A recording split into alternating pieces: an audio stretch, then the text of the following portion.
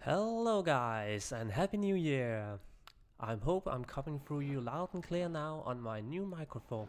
I still have some settings to work out, so I'm going to be talking a little bit about that before we move on. If you just want to skip ahead right into the gameplay, feel free to just do that. And happy new year.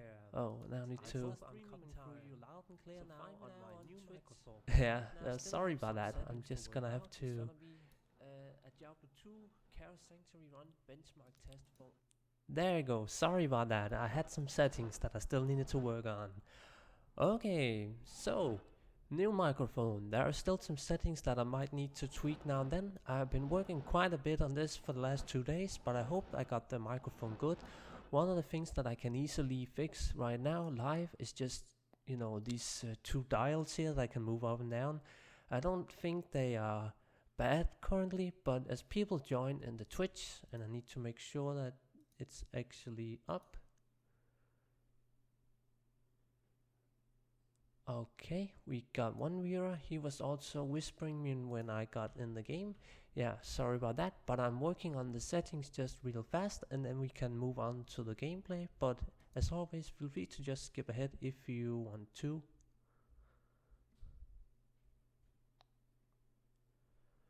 So, I think we are all good and so forth. So, yeah, I think with the settings talk done, I want to move on to the gameplay now. So this is pretty straightforward. I'm going to be benchmarking all my builds in Chaos Run, player difficulty 1 on Hell. So why Chaos Runs? Well, it has a good density. Often the maps are not too RNG, so the maps are kind of the same. There's a little thing with the maze where it can be a bit annoying to go through sometimes, but that's pretty much it. So I'm hoping that I can basically just re-roll the map once and then get a good map that I feel like is not gonna be completely, unfair to do a timed run on. So yeah, there's pretty much more to say about that. Also, some other things I want to cover real fast is that I'm going to be using stuff like laying hands on most builds, really trying to min-max performance on the builds, so I can make sure that I'm not performing bad, unoptimal or whatever. So gearing and speccing whatever the characters towards chaos runs to really make an ideal kill speed. That is kind of the idea. So yeah, I'm hoping to do some good gameplay for once, actually playing good and not just being a total scrub at this game. So yeah, I think that pretty much rounds it up. So we can start off with the Frozen Orb and Lightning Sorceress, the first character. So he uses an Infinity and Frozen Orb with almost 1.5k Frozen Orb damage. 1.5k is by the way the max. You can maybe get like 1550 Frozen Orb damage, but that is pretty much the max you're gonna get in this game. So yeah, pretty high Frozen Orb damage. And then he uses chain lightning currently, because I wanted to test out chain lightning because I believe it's maybe just a little more relaxed and a little better to play with than lightning.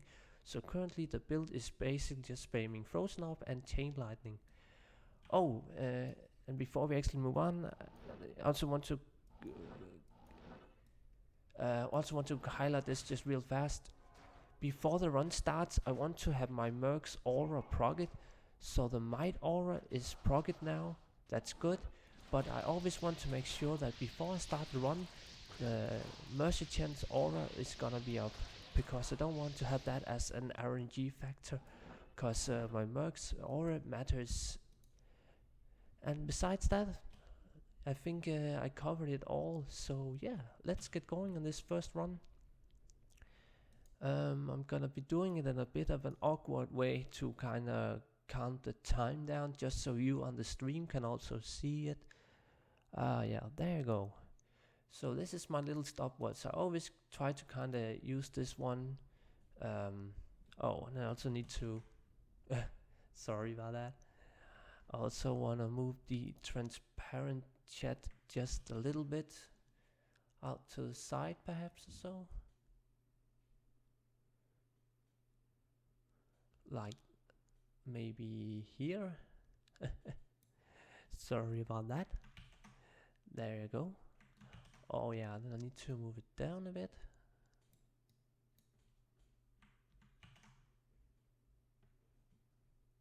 So like that. That should be pretty good. Okay, I think I'm gonna start it up then. So the first one, the Frozen Orb and Lightning Sorceress. Or Chain Lightning. So we got Thunderstorm and Frozen Armor, or Shiver Armor even, to keep up. And that's pretty much it. So yeah, I think we gonna find a little stopwatch now. Oh yeah, there you go. Stopwatch. Oh god, the stupid TST. Sorry about that. I should probably just switch over to the transparent chat overlay. But yeah, excuse me for being a little slow there. I still had some settings that I wasn't 100% on when I started the stream, but I do want to make sure that it's all fine now. So there you go. Now it should be okay. And I'm just gonna quickly also test out the chat now.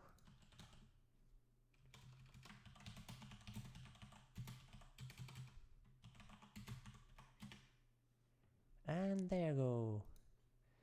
So sorry for that. Now I do believe that I am very much ready. So let's just do the buffs again, just to make sure call to arms doesn't drop. Okay, I'm gonna start the time now. So I'm not gonna skip mobs. I want to kinda have it, you know, fair. Whereas I'm gonna be using Chain Lightning and, you know, all the stuff, static field, everything. But I'm not gonna skip mobs. I want to, you know, keep it legit in a way, if you can say that, if that makes sense. And wow, I use so much mana. I forgot how much mana Chain Lightning costs. I hope that I can actually even manage to run with Chain Lightning. Oh man, charged. Okay, so I'm gonna skip. Just sometimes I might teleport a little bit to make the, you know, the maze not completely unfair. If that makes sense to say that.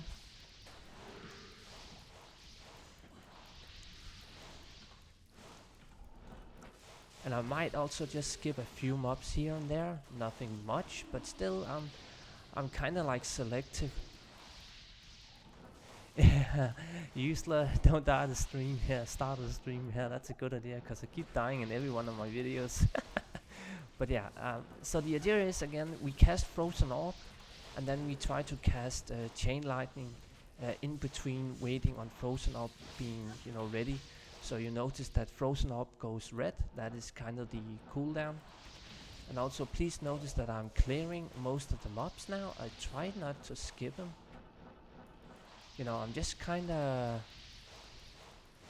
yeah, trying to kinda keep it good in a way.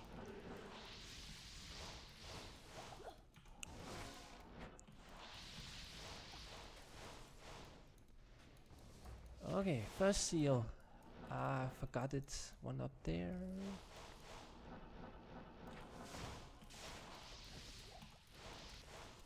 So Chain Lightning is kinda nice for such a place there where I kinda don't have to aim too much.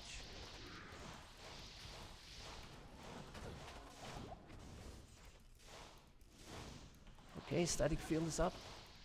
Big pack. Oh man, that's many mobs.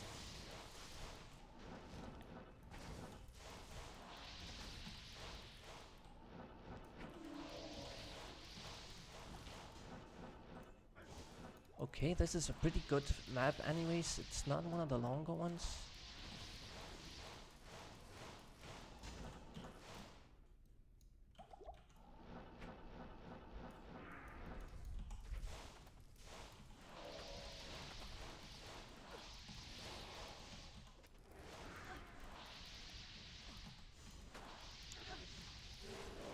Okay, pretty good so far, pretty good.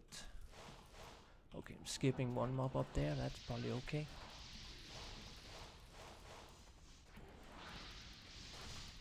Okay, I actually used quite a few health potions. I also did use quite a few on the start with that pack with the charged bolts. And will my merc survive? That is the question. It will. So my merc lived through this nasty pack. Okay, so let's quickly position ourselves. So you want to stay here, so you're ready to cast Frozen Orb. Oh man, I nearly died there, 115. But yeah, let's quickly see. Okay, 3 minutes and 40 seconds. 3 minutes and 40 seconds, like that's 10-15 seconds slower than I have done on this build. But for now, 3 minutes and 40 seconds was the time that I did on this build. Can quickly showcase the loot as well. Junsler asks, how did you choose the characters' names? Yeah, they are kinda random, my names. This is an old account and it's honestly, yeah, the names I've chosen for some of the old characters are very bad, especially this one. But yeah, what can you do? So yeah, I think that is actually the first build. I noticed I forgot a thing as well. I'm just gonna have to do a little quick thing here now on this stream. Sorry about that. But yeah, I just need to do a little thing here which I forgot about. There you go. Sorry about that. I just needed to fix this little thing here. Hello guys, it's the Okay, sorry about that. Now let's move on to the next build. Again, feel free to say if my settings, my microphone, the in-game volume is too loud, anything like that. Still working on it just a little bit. So next up is the Paladin. It's still a Zeal conviction build. So it uses 2 dreams. So I'm basically gonna rely on that holy shock damage to do some decent AoE. But for the purpose of the video, yeah, I'm gonna switch out laying of hands. I do believe I can easily do that without breaking the build. Yeah, so for the purpose of this demonstration of this build, I'm gonna be switching out laying of hands, but the rest of it stays. So I'm keeping 30% faster cast rate on this build. Yeah, I think that's pretty much it. Oh, and I also just wanna move the transparent chat just real fast. I'm really sorry for this, guys, but I do want to try and make this a good stream, since this is my second one where I try to just make it a little cooler. You know, I can at least try to get these things right so people don't complain about it. Okay, let's move on. So, the Paladin Zeal Conviction with Rebirth Tall Merc. Just very good Zeal build, and I hope that I can show off a time that is faster than even the sorceress before it. So we buff ourselves up a Holy Shield and Call to Arms.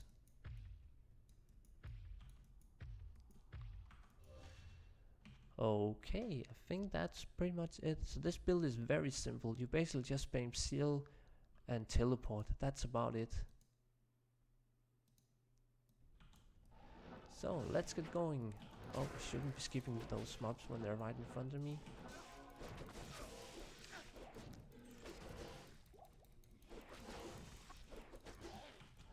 One of the things you will notice is that the game is actually very balanced on end game for some reason. All the builds kinda clocks in at that half a minute point. One of the reasons is probably also just because, well, all the builds kinda clears hell games 1-player difficulty really fast anyways. So regardless of, you know, how balanced the game is and whatnot, things just dies very fast for all builds. And that's probably the main truth about it all. Now, some things to notice about this build. My survival is gonna be less than a standard smiter, so it might die a little faster. But still, I'm running around with nearly 10k defense and, you know, stuff like that. So it is bulkier than most melee builds. But I don't have anything other than a 6% life leech ring. So, like if I'm taking damage, I can't just instantly heal up with, say, life tap or something like that. So that's kind of the, you know, the downside of the build. So this build is not really that good for Ubers. It can do Ubers, but I would have to switch out more items. But damn, notice just how fast I'm one-shotting the normal white mobs. I'm basically just hitting them one time and they can drop. So this is looking pretty good so far. It's definitely not too density packed map. I've seen worse maps than this, definitely. So this can maybe be a good time. So maybe 3 minutes and 15 seconds if I'm like lucky or whatever. Also another really good thing about this build is that the Holy Shock aura draws in mobs. So it augurs the mobs when I'm kind of teleporting around. So I don't have to, you know, run around too much picking mobs. I kind of like that. It's just a minor little thing, but it actually helps a lot. But yeah, okay, Holy Shock Aura is also decent enough damage, but again, Holy Shock is maybe not that good. Okay, I think that was the first potion I'm gonna use now. Not bad, it's definitely bulky.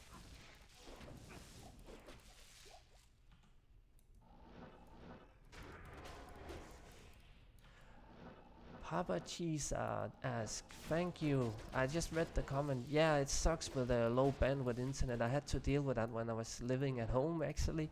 So I don't think I could have streamed some years ago, definitely. But now I actually managed to get a good ISP when I moved out, so that's pretty cool. But yeah, thank you a lot for watching my guides. As always, you can find more stuff on the YouTube channel, which is my primarily how do you pronounce that, site, where I kind of try to keep the most of the content. But in the new year I hope to stream more, also just kind of getting to know more about how the site works and all that stuff. But okay, the last seal now. Let's see about the you know, the general damage, how fast this pack can die. Oh, did you see just how fast the seal hit the big guys? All the other packs dropped. That was nice. Really, really fast. Okay.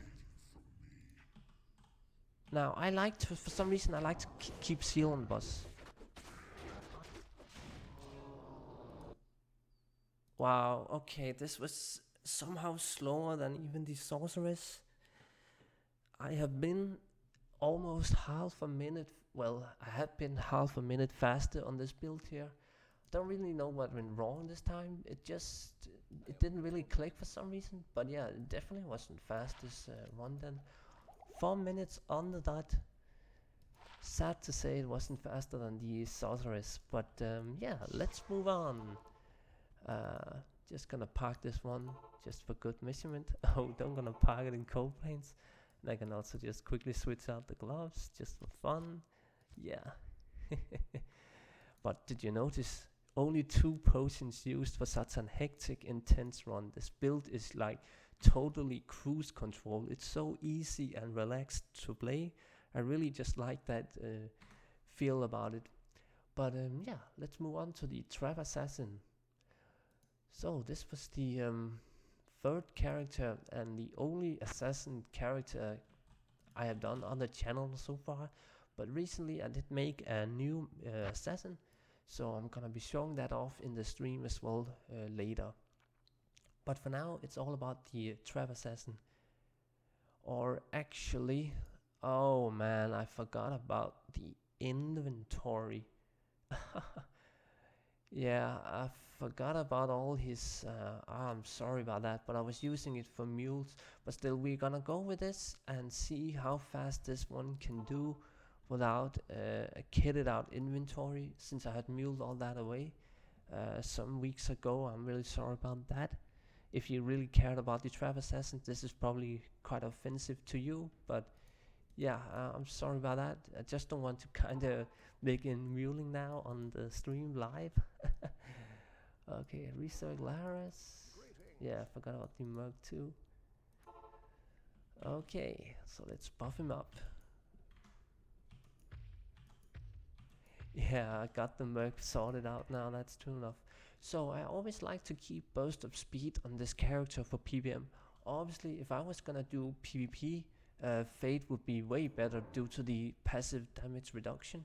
And then I also use Shadow Warrior. And yeah, there's not much more to say than that. Pretty straightforward.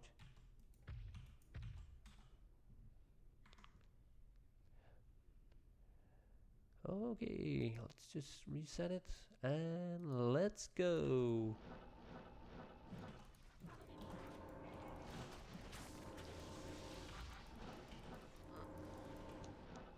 So the good thing about trap assassins is they can pretty much just, you know, place traps and know that things dies, so I don't have to, you know, wait around. I can kind of just teleport ahead. For some people this is maybe like cheating, cause I can't see the loot then. Like if something really good drops, then I'm not gonna be able to pick it up unless I go back again. So like if people don't like that playstyle, then they might not want to play this aggressively, but I like to play the trap assassin like this. So yeah. Like I hate to play, you know, in a way where you don't see the loot as well. I'm not into that sort of gameplay all the time, but for some reason it really just works good on a trap assassin to play like that.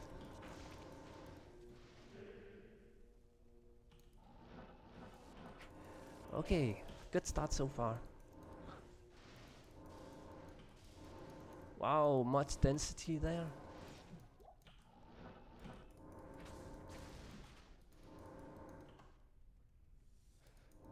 Not gonna take shrines, that would be, you know, RNG factor. And I actually did also forget about the Merc, the Merc's aura the last 2 times. Bit stupid there, but yeah. Can't bother with it, I suppose.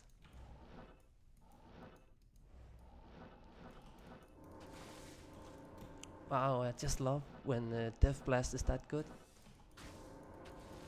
Any runes that I have never found? I have never found a sword rune. I also don't think I have found what's it called?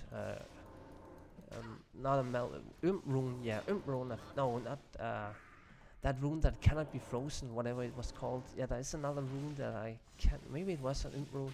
But yeah, I have missed 2 runes that I have never found in the game. But like, I think nowadays, if you're really into it, you can. Oh man, what a stupid teleport. But like, I think if you're really into it nowadays, you can easily find all the runes in the game. Especially if you're botting. Then it's probably way easy. Oh, unless you use Fire Blast in that one. Man, I'm lagging mana potions. This is not too good. But yeah, traps plus teleport is actually, yeah, charm. Thank you, charm. That's the one that I have never found. That and sword rune, those 2 I have never found. And now my Merc bloody died. My god. Yeah, I'm the YouTube guy, you could say. Who plays horribly with his Merc dying all the time. No, but we have to keep going now. Even with the Merc dead, we are just gonna try this run. But yeah, I didn't have the inventory sorted out on this character because I was using it for muling. And now I'm and without mana potions it's not really going anywhere. Nah, this run is, let's just forget about this one, cause without the proper inventory sorted out, there's no real point to it, I guess.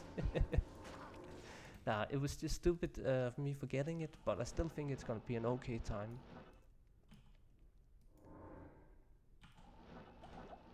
Mother of God, I forgot the seal.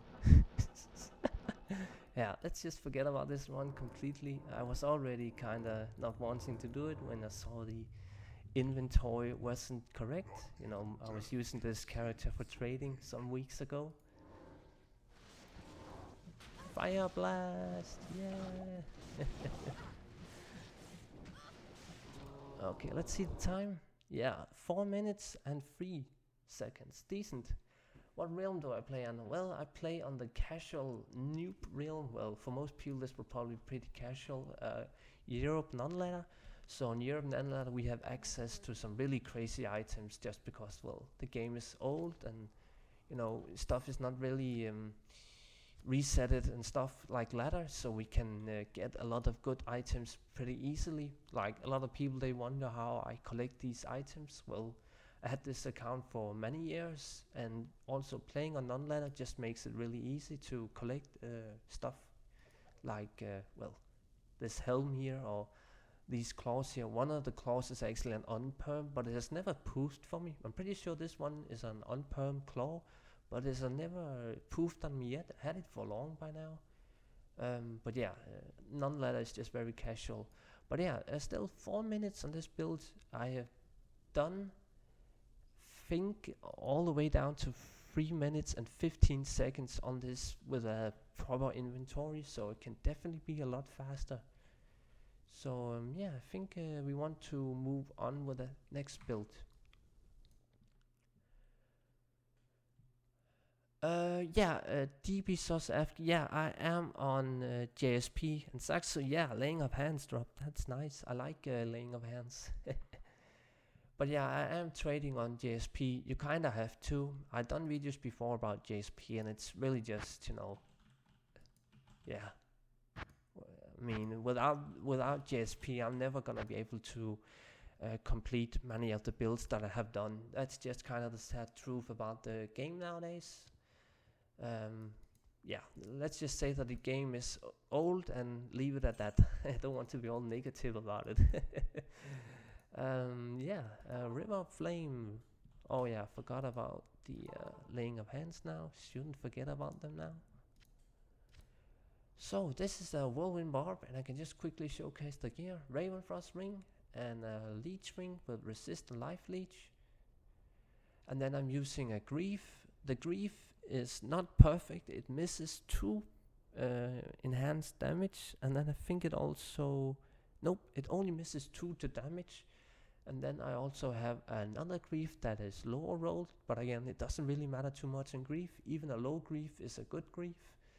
But yeah, at least I have one good Grief, and then I'm using Socketed Gulliams with a really rare good duel in it. High Lord's Wrath, Enigma for teleport, obviously. And then on Switch I use a dual Wizard Spike and Gore Riders. These are not upgraded. And then I'm also using, since I'm playing on Europe non-ladder, I'm also using Sigurd's on perm bug build. But for most people, you would always just, of course, use String of Ears for this warp build. And then you would also need to use Mana Leech Ring instead. So yeah, there are some things that I can cheat with, since I'm using this stupid bug build that people always keep hating. But it's just really overpowered, I suppose, and nice to play with on Europe non-ladder, which is the only realm in Diablo 2 where you can have this build. But yeah, let's move on. Actually, let's just make sure that the Merc's aura is actually up again. Yeah, I thought about dual wield before. I kind of want to try it, but I just kind of like two-hand. I mean, two-hand DB source. It's kind of nice with two-hand. It gives you kind of that raw higher damage, which is good for Whirlwind, since we don't really rely on attack speed that much, like Frenzy or whatever. I think I might want to try it sometime, but I just haven't really had the time to get the weapons just yet. Oh, yeah, it's good that the Might Ore is really fast to pocket times. But yeah, I think there's nothing more to say than that, so let's buff ourselves up and start the time. Okay, let's get going. Let's just teleport now and then and try to... Okay, let's just not teleport wizard spike in between packs. That's too slow, I suppose. I'm just gonna use a few berserks and whatnot when there's so few mobs only.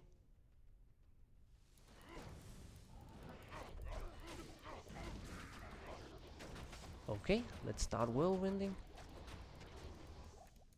I hope I can at least play just a little better now. Usually I kind of suck at playing this character. So, yeah. But notice how fast I'm killing mobs now using laying of hands. It's really high damage.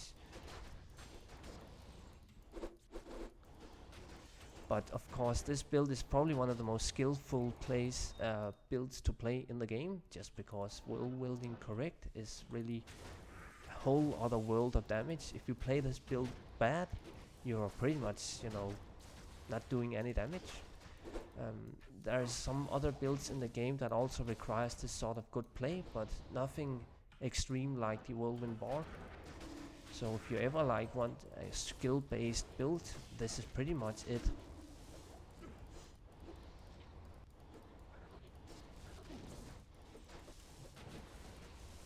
But yeah, spin to win. Spin to win, pretty much. As long as I can keep up my mana and stuff. Oh, I wanted to teleport away. That got a little bad, that pull there. Okay, let's get up here. Okay. Oh, it spawned behind me. Oh, a broadsword. That's always fun to kind of see what that might have been. Okay. Notice how fast I'm teleporting, by the way, with my wizard spike. It's a really nice setup. If you have a barb yourself and you kind of on the fence to use whirlwind with enigma for PvM, this is just really a good way to do it. Also, just because wizard spike is, you know, cheap. Everyone can get these on, at least on Europe non-ladder. So rejuvenations, I would love to start using them, but I just haven't really bothered with it. It's kind of being lazy, you know. I have to collect a lot of them. So yeah, I guess I'm just being lazy. That's probably the main thing. But yeah, I don't really use them, I suppose you could say.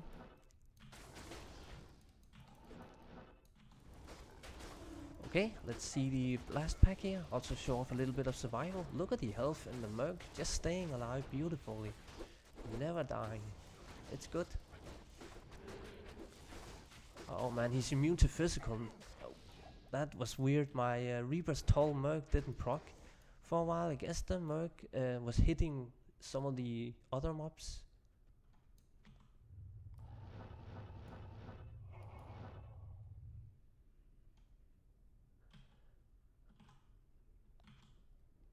Okay, let's see about Diablo. Should probably have done that war cry thing. Okay, down fast. Wow, I'm happy with that. 3 minutes and 32 seconds. Like, that's pretty sweet. I haven't done too many chaos runs lately with the barb, but this is, like, I'm happy with that. 3 minutes and 32. Yeah, why not? Oh, and I could also quickly showcase the inventory just real fast. Using kind of weird skillers with, you know, life and attack rating, due to wanting that 10k attack rating for Whirlwind.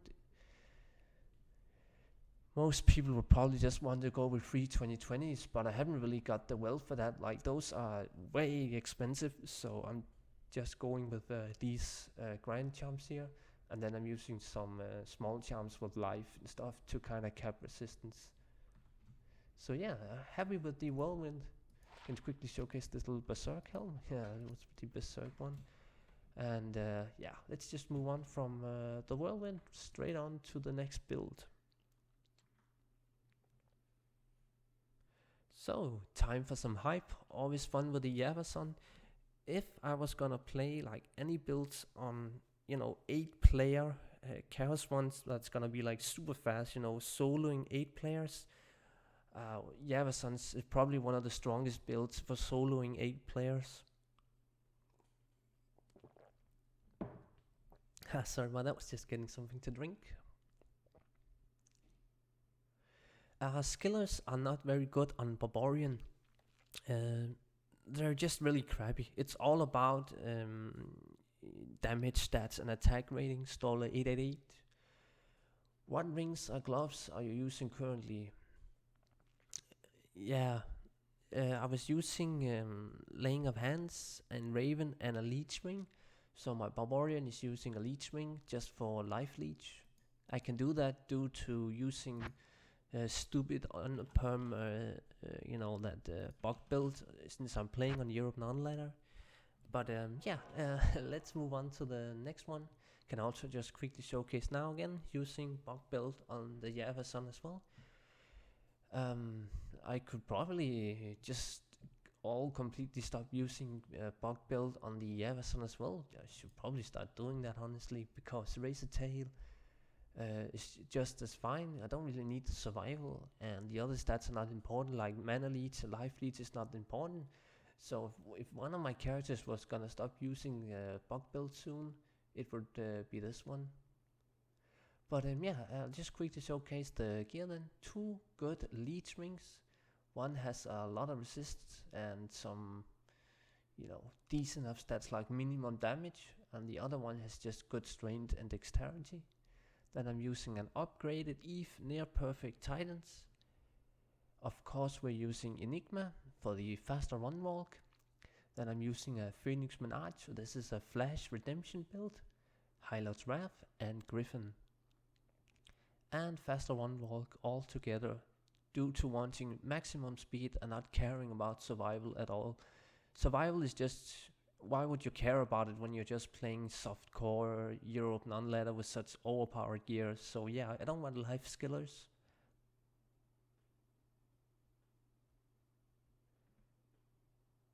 Angelics is a very good option for Whirlwind Barbarian, but I didn't really need them anyways, and I liked using Deadly Strike and whatnot that the Highlight's Wrath gives you anyways, so I kinda just didn't want to use it. But also using Spirit and Wizard Spike for Switch. And then Fortitude and Dario. This is actually one of the strongest geared mercs I have. Such a high rolled Infinity. Well, it's definitely one of the higher Infinity I have. So pretty happy about the merc on the Javazon. But let's move on. So I'm gonna just quickly see if I can get the Might Aura up, just because it does matter a lot. I don't want it to, have the auras, the Mercy Chance aura proc in like the mid-run or something. That's just gonna be annoying. If I really do want to say that I'm benchmarking all my builds in Chaos runs properly. So let's just see when the aura procs. Usually it's quite fast, but it's RNG at times. Good, it's up. So let's start on the Javazon Chaos run. Just quickly checking the stream just real fast now. Okay, all's good. Let's start the run.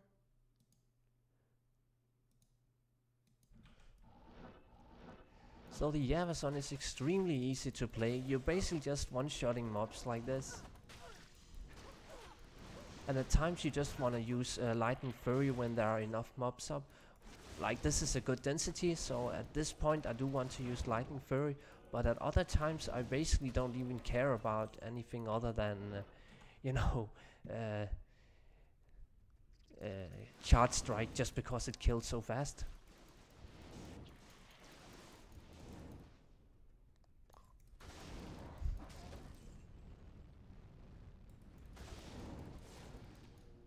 Okay, let's see then.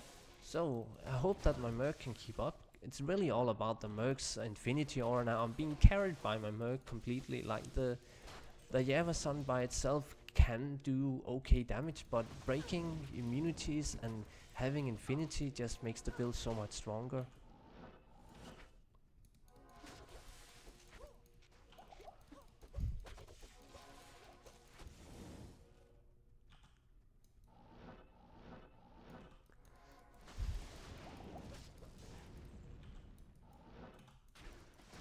Okay.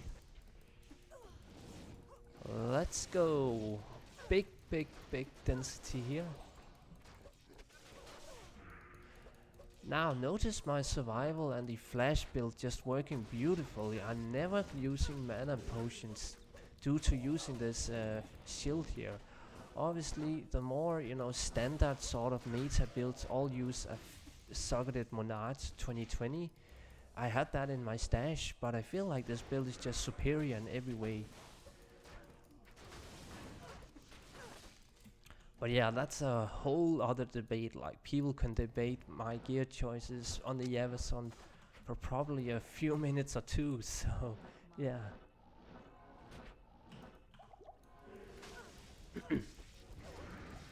Okay, it's a good enough run so far. I hope that the Lightning Fury will be enough to beat that 3 minutes and 30 seconds mark.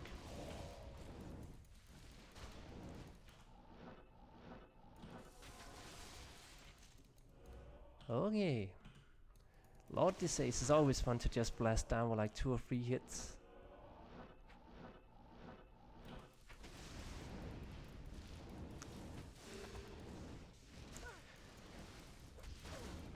But yeah, just really strong build, you know. I'm cruising through this just so easily. I really just like the Javazon. It's kinda relaxed to play in a way, but yeah, it's just so good. Okay, it's down.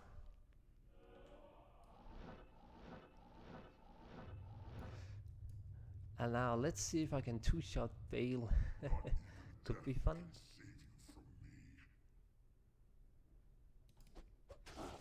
Yeah, pretty much 2-shotting. Yep. The power of the Javazon. The power of it. God, 3 minutes and 19. And this is not even the fastest run I've done on the Javazon. I have been under 3 minutes one time, I think. But yeah, that was probably also a bit of a sketchy run, you know. You can always get better maps if you're lucky and whatnot. But this was pretty sweet. So I'm quite happy with this run being the fastest one so far. So let's move on to the next build.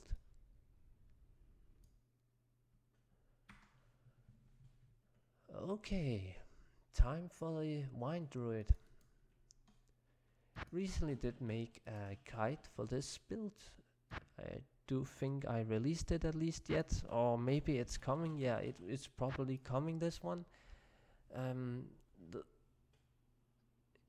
Oh yeah, see, yeah, I'm trying to do this as fast as I can. It's basically to show all the builds in a, what can you say, a video format that's also good for YouTube, where people can kind of just see how good are all my builds that I've done, how balanced is the game, and how do each build stack up at a high gear level. So I like to focus on end game. People know about that. Like, there are many streamers and YouTubers out there for self-found and low-level playing, and, you know, hardcore and all that stuff. I'm kind of more into the end game point of view, so this is kind of the focus of my video and stream today.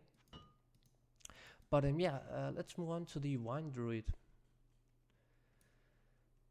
Can quickly showcase the gear. It's just very standard. I'm using one faster cast rate ring that has fire resist, and yeah, that's pretty much it. Fire resist and some strength. Decent sandstorm tracks. They're not ethereal though.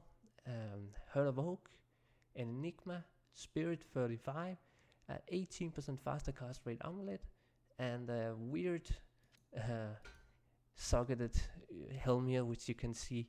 So this one is basically all about faster cast rate to get it in a cheap way. There are other options for wine druid that are probably better, but this is a very good option as well. So yeah, we are going with this. And decent enough inventory. So the Merc is also reverse tall, obviously the best way to do it. Let's proc the Merc's aura. See if we can find a few mobs it can hit. And by the way, you can just notice just how fast it's killing mobs. Reverse tall is just completely insane. especially when you're telestomping this much. Because when you're telestomping, the mercy chant is just gonna instantly attack really fast on the mobs that you teleport to. That just makes the telestomp mechanic of the Wine Druid even better. It's kind of like this build plays exactly like a Hammer Paladin. Good, the aura is up. So, yeah, I can do under 2 minutes, but that is with heavy teleporting. I have these rules in my head, at least I think they are rules. People might want to follow them as well, if they want to do kind of benchmarking for their own builds, but I want to clear everything without skipping too much. I can use teleport, but don't use too much teleport, overkill teleport, where you basically just teleport to all the seals, open them, kill the boss. You can do a Karos run in like 1 minute and 30 seconds or something. I had done that on my my Nova sorceress 200% faster cast rate, which I will show off soon enough on the stream here. What's the point in teleporting really fast if you're just skipping all the mobs? That's kind of the rule that I have set for myself. But yeah, let's get going on this stuff here. I think I want to quickly buff those up as well. Okay, so let's start the hurricane and reset the time, and let's go.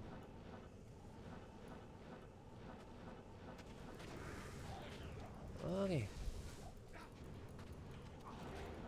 So again, the idea is, if I can just play properly, is to play pretty much like a Hammer Paladin. So you teleport and you cast your Whirlwind. And I actually just want to real fast change this. Oh, sorry about that. Yeah, there you go. The bind is much better on R. I can't play like this. So let's quickly get up to Bale's room there.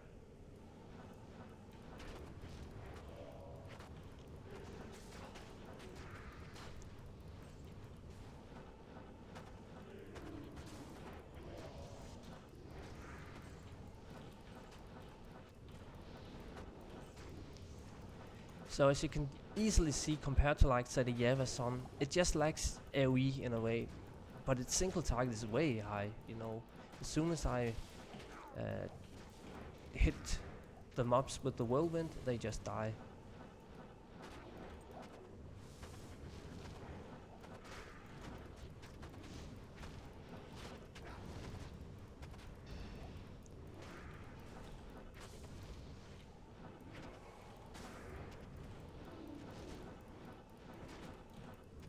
Yep, I want to clear the whole sanctuary. That's kind of the fair rule, I suppose, of trying to benchmark a build to say, is this build faster or better than other builds?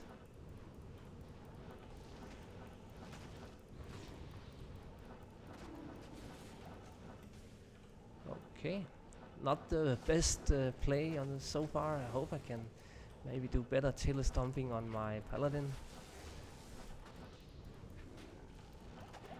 By the way, say if my in-game audio is too loud.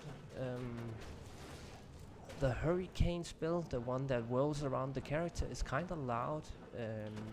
It might interfere with my own voice, so if it's too loud, just say so. I was still tweaking a bit of sound settings when I started the stream, since I did just get a new microphone recently.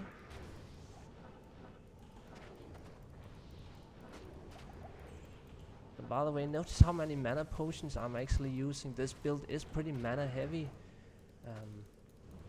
But yeah, there's not much I can really do about that. You're just gonna be spamming mana potions quite often.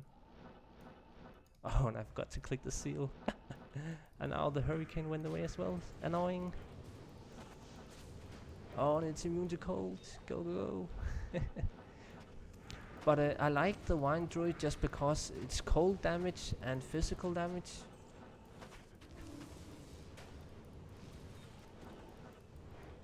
So it can pretty much kill everything in the game. There's no immunities that I can kill, which is super.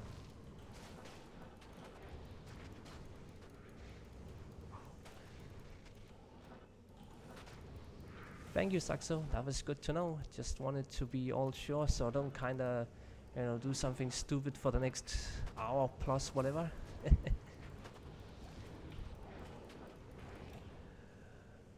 Okay.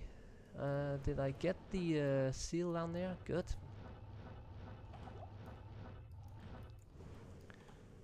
So let's spam some whirlwinds. See how fast Bale can die. Okay, it's definitely not fast, but maybe I need to. Yeah, positioning doesn't even help too much. Okay, yeah. With better play, this can probably be down to 3 minutes and 40, but like. Again, this is like the Whirlwind Barbarian. It takes a lot of time to kind of get good at it. If you're really good at, you know, teleporting and then quickly casting, you know, tornado, then yeah, you're gonna be much more efficient with this build. So I think we want to move on with that. Oh, and actually a quick note.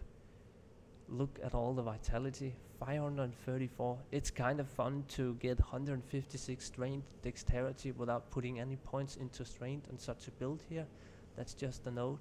And also, my spirit didn't die throughout the whole run. I'm so happy to see that, because the spirit on druids just dies all the time, and it's so annoying to keep that one up. Yeah. I could use it, but actually we can just quickly go in the game again. I feel like, I mean, I guess I could do it. I think it's just kind of, yeah, it probably just is wrong to not use it like this. I think I just need to. I think I just need to not try to explain something and then die while doing it. But I think it's kind of like a playstyle from the Hammer Paladin. Yeah, it would actually save me a lot of time. So I think with, you know, better play on the Wine Druid, you know what? For the pleasure of the stream, we could actually try and go for a run again, and then kind of see the difference between those two things. Kinda didn't want to, you know, do 2 times runs, but I think it's fair enough since it is a good point. So I want to see the difference between the two now. Yeah, I need a rejuvenation potions there. But yeah, don't try to explain something and then teleport randomly around into a pack of mobs. Doesn't matter how much gear you have, it's gonna hurt. Okay, so let's do a run again, and this time we're gonna keep tornado on the left, and yeah, hurricane on the teleport and hurricane on right. Just gonna restart it, get myself buffed up.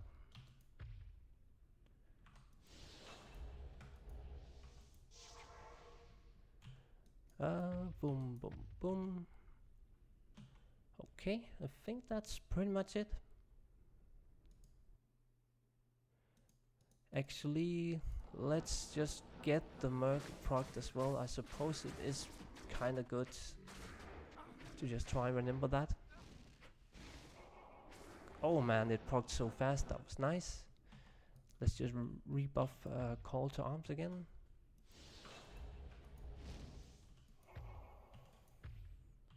Okay. I think that's pretty much it.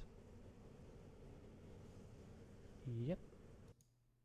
So let's get going on the second one for the Wine Druid.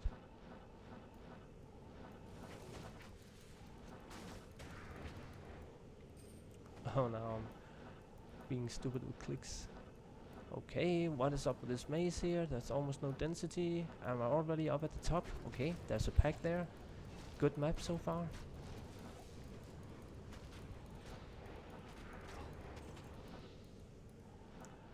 Yeah, honestly, this playstyle is better.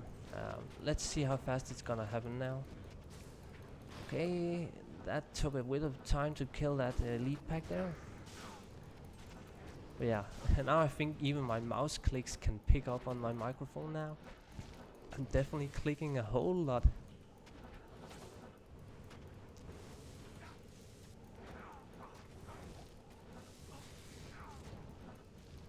Click, click, click, click, click, click, click, click, click, click, click. That's pretty much the only thing I'm gonna hear now for the next few minutes.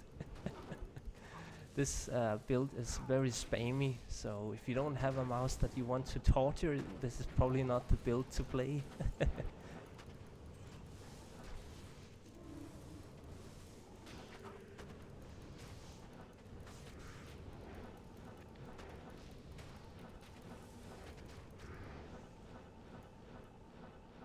Okay, didn't need to teleport down there.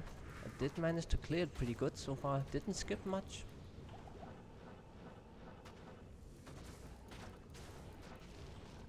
Stupid hurricane having to keep that up.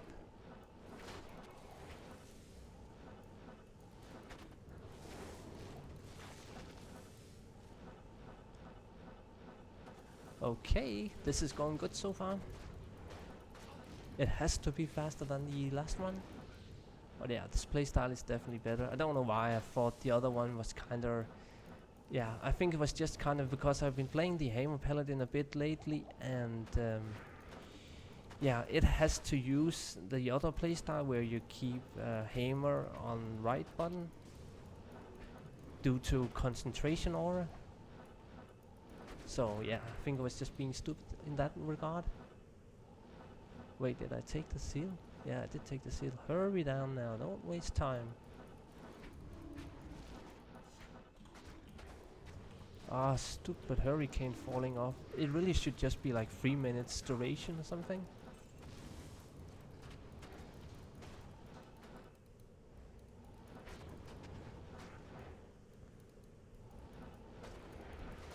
Okay, let's see about the last pack then. Oh, this does hurt a little bit. Good. Okay, pretty decent.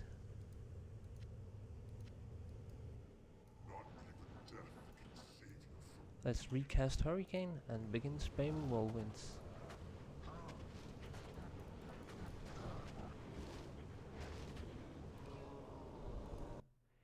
Oh yeah, this is definitely a lot faster way to play it.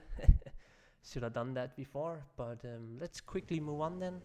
This was almost as fast as the Javazon, or as fast, so I'm pretty happy with that.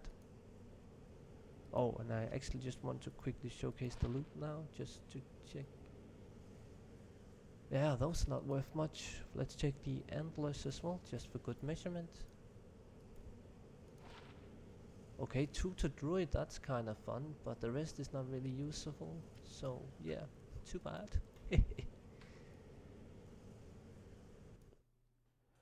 Okay, let's see about the next build. It's gonna be the summon necromancer. Honestly, this build is not gonna do anything fast. The summon necromancer relies on summons, so in order to really make it in any way fast, I would have to spend like many minutes before I do the run to get up an army that is like the best that it can be. So it would be stuff like running around with Uders and stuff, but I'm not really gonna do that. I'm just gonna run, summon necromancer, no army with my mercs or already prog it. I think that's fair. So let's hope the Merchant's aura can proc fast.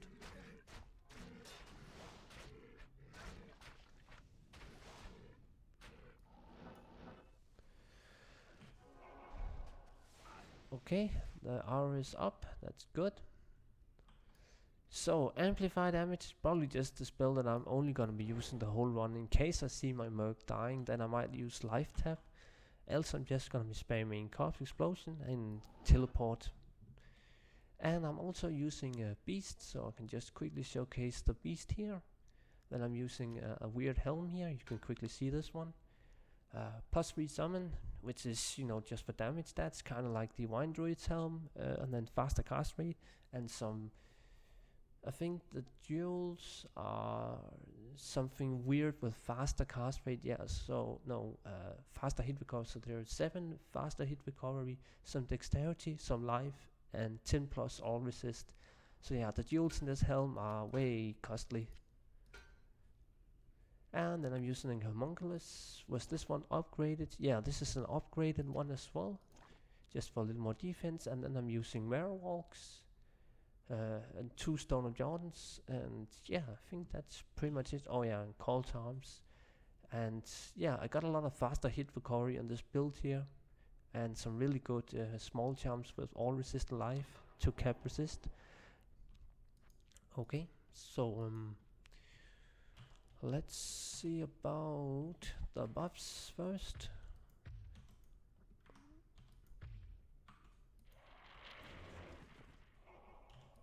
Yeah, I can at least buff my clay golem as well. So I think that pretty much rounds it up. Oh yeah, there you go. So let's get going.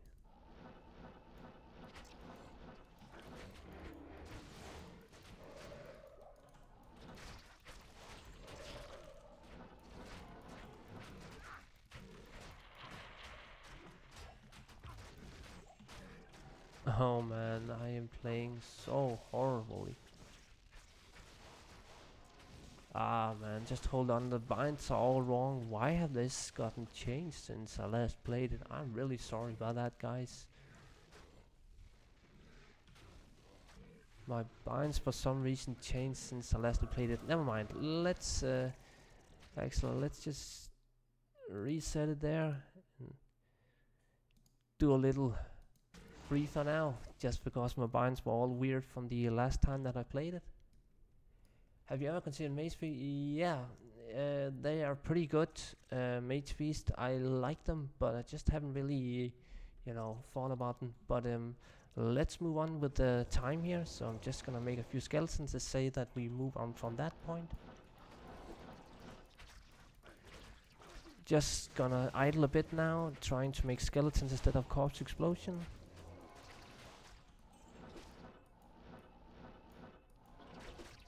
I want my skeletons up just because they help so much on single target with my beast aura. They really do a lot of damage. Okay, my army is up just a little bit now, so let's start using a corpse explosion. Obviously, corpse explosion is the only spell that's really gonna do much damage on a summon necromancer. Well, on any necromancer build. That's just kind of the sad truth. Corpse explosion is completely overpowered in that way. Wow. The stupid skeletons just don't want to hit what I want them to hit. Man, this is so slow.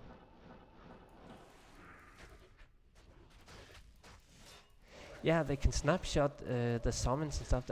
There's all sorts of things you can do to make summons really strong, but they're just really not a good thing for, you know, speed running the stuff that I'm trying to do here on the stream. Let's just see if we can get some more revives and stuff. Yeah, I'm not playing a summoner too much, I must admit, but honestly, a summon is just not good for speed running, because you need to have the army up, and that takes a while. It just does. But as soon as the army's up, so now my army is starting to get up. It's gonna get maybe not super fast, but it's definitely gonna start picking up. And I already need to cast Call to Arms again.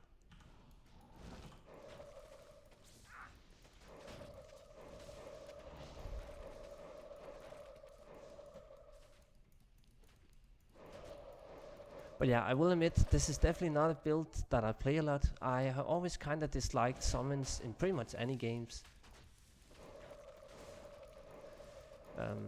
Even stuff like, you know, a pet class in other games. I just don't in general like pets. So yeah. But yeah, it's a good tip about the lyrics rant there. It's actually Yeah, I should probably also start using. Yeah, let's just try to actually we can play. We can do another run afterwards with the army up, and then I think we can kind of get real about it. Yeah, there you go. Amplify damage. Pew pew. Have to remember to use the curse. This is just, you know, one-on-one. I can definitely say that I'm not playing this build too much. I agree, but we can do a run again, and then we can have all the summons up from the other run, and it's gonna be a little better time and all that stuff.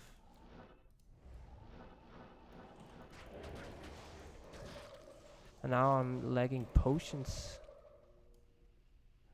Why am I running around with so many mana potions though? That's a bit stupid.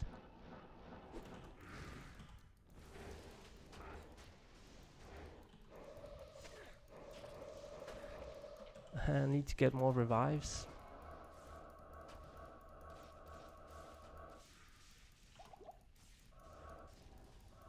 How many? Oh man, we can have like 23 of them. I thought it was capped at like 20. It's a lot of these revives that I can keep up. It's embarrassing how bad I'm playing it. But yeah, I can definitely say that this is gonna be a next run also.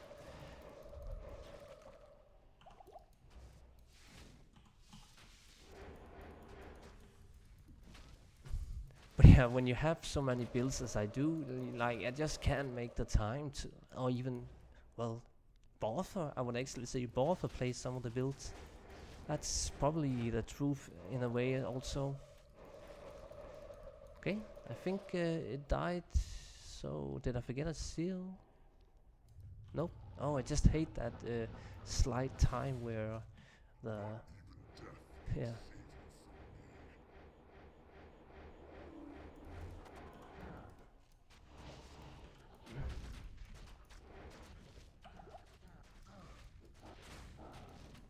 Okay, the damage is pretty good for those summons. They are decent. Okay, 5 minutes and 5 seconds. Why I'm not using Pride? It's basically just due to, again, Infinity being overpowered. Conviction Aura. We can actually just Google it real fast now, just so we have some fun with that as well. Conviction Aura, Diablo 2, Conviction there. Yeah, I can just Google it now just because it's always fun to kind of Google stuff. Then we know I am not talking bullshit and all that stuff. And Conviction Aura Infinity Rune Rod is level 12. Yes, it's level 12. So let's just find it here, level 12. So Conviction Aura reduces the defense of all the minions, all the bosses, all that stuff by minus 83. No, I don't think it works on bosses. I can't quite remember if it works on bosses now. That's kind of stupid. If it actually, but yeah, not only does it boost corpse explosions fire damage part, so corpse explosion is 50-50 fire and physical damage. It also makes your own merc and your summons hit the targets a lot more without having to rely on attack rating, just because of the minus 83 defense part of Conviction Aura. So yeah, Conviction Aura Infinity Rune Rod, it's completely overpowered for any melee builds that can also especially utilize the elemental part of Conviction Aura, which I can definitely do on this build since I'm spamming Corpse Explosion. So yeah, hands down, there's a lot of overpowered rune words that were added to the game, but Infinity is definitely in the top 5, I would think. Yeah, it's just not very balanced when you think about it. That is also why stuff like the Zeal Paladin that I showed just before, he can really also make very good use of Infinity. But yeah, how long does skeletons last? We should probably just go to Cold Plains now and try to get a proper army up. I do believe that I also have skeleton mages. Why don't I have skeleton mages? Oh yeah, it's in G. So F, G, and H. No, D. There you go. Okay, let's get going with this stuff. I want to show off this build just in a little more overpowered way.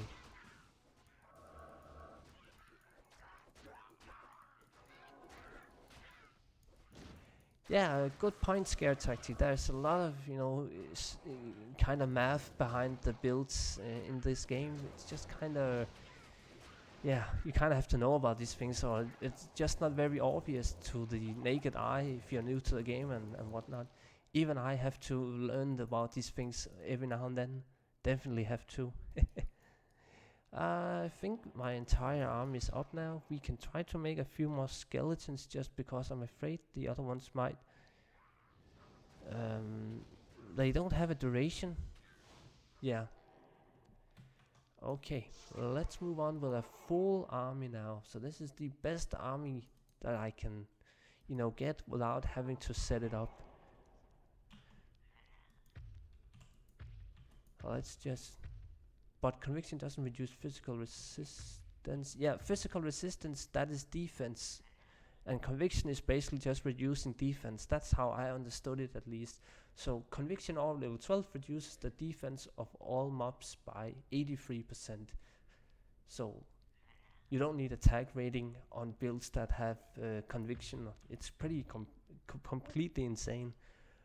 But yeah, let's just get my clay golem up and buff it as well. Okay, let's restart the timer and let's go. So, oh man, I need to fucking wake up. Let's just remake the game. I want to make this, probably I forgot about remaking the game. Oh my god, this is so stupid. Oh man, why am I so stupid at times? And now it's gonna fail game because I make it too fast after I leave. I think I'm a bit sleepy today or something.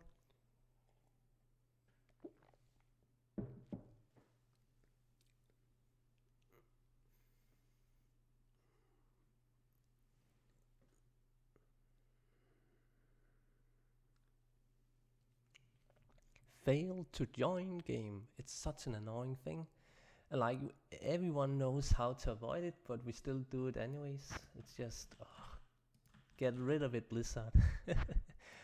Okay, let's stop being so unfocused now and go to... Let's just go to River Flames and get the entire army up.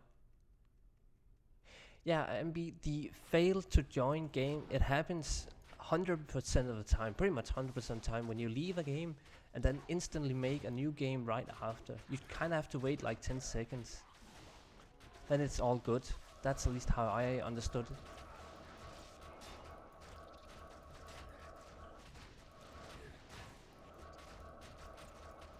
So let's get some mobs up.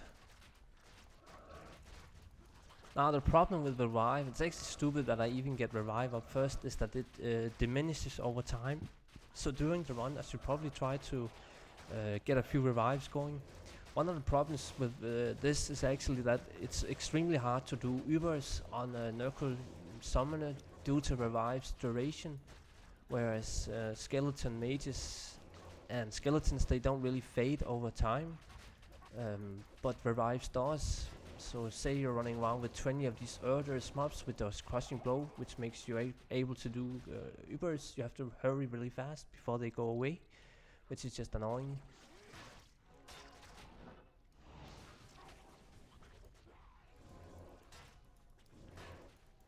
Okay, let's get a few skeleton mages up, and I think that'll be it for the army composition. It was 9 in total, yes. So we got the full army up now. Bit random mobs, maybe not the best ones, but whatever. Now, a thing you might notice down the screen, I am all clamped up in like the mobs all together. When you're tail stomping with a summon necromancer, you kind of just want to take a little step backwards, so like this. Okay, that doesn't really seem to do much. I don't know, I think I'm lagging now or something, yeah. But basically you want to move a little around after you are teleported, so the mobs kind of understands to move around. Yeah, Monkey 89, Morley 89, sorry, Morley 89. I have actually made a kick assassin, and I'm going to be showing it off on the stream later. It's gonna come up as one of the last builds, so if you aren't around for that, I will also be making, I already made a guide for the build, and that is gonna come on the YouTube channel as well. It's gonna be a Rift Assassin kick build. Most people probably don't know what that is, so we will leave it at that, because I want to also make that just a little bit of a surprise. If, like, everyone knows about the builds in the game by now, but if I at least, you know, surprise someone by just doing it a little different, that's cool. But yeah, let's just get Call to Arms rebuffed again. Get my clay golem up as well. And let's see, let's go then. Good, so I think I can pretty much just spam corpse explosion in the start now. And yeah, remember amplify damage obviously, don't want to do that now. And try to kind of remember about yeah, spreading the mobs out after teleporting, moving a little around and whatnot.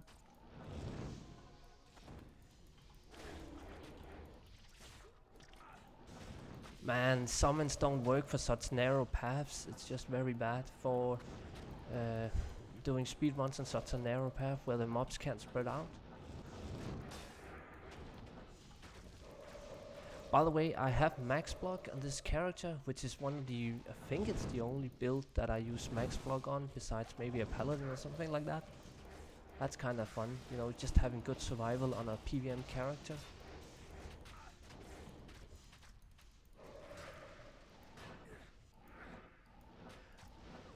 But it's also a bit annoying with block animation kind of taking a second or whatever. So when I block, I'm kind of stun locked.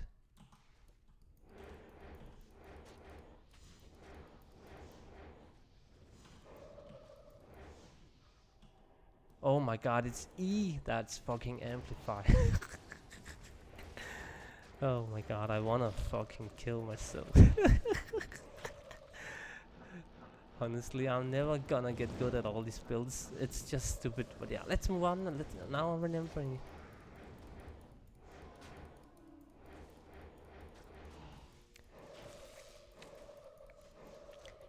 Now I think I also wanna start getting a few revives up.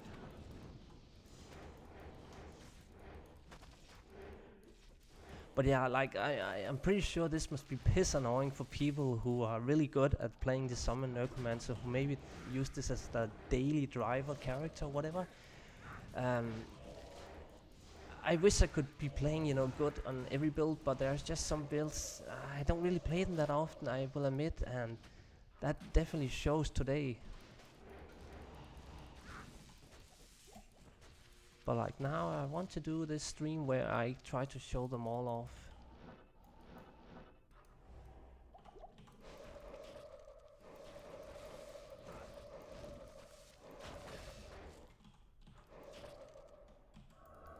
Let's get a few revives up before we move on, just really fast.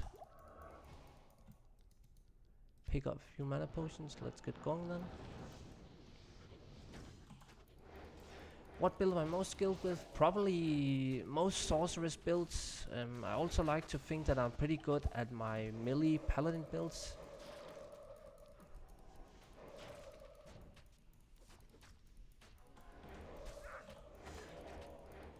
Yeah, I'm definitely not good at this stuff here. I will definitely admit that.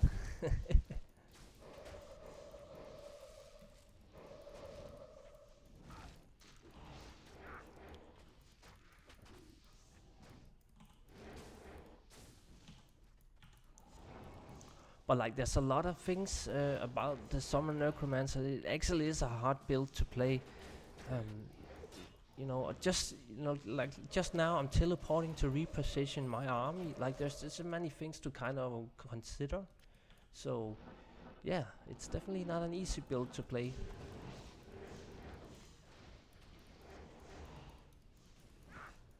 Oh man, there's just no corpses. Come on.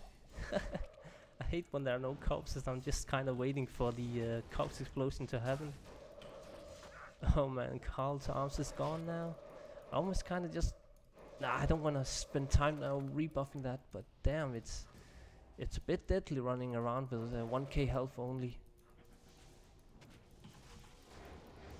Amplify damage. Come on now, do the damage.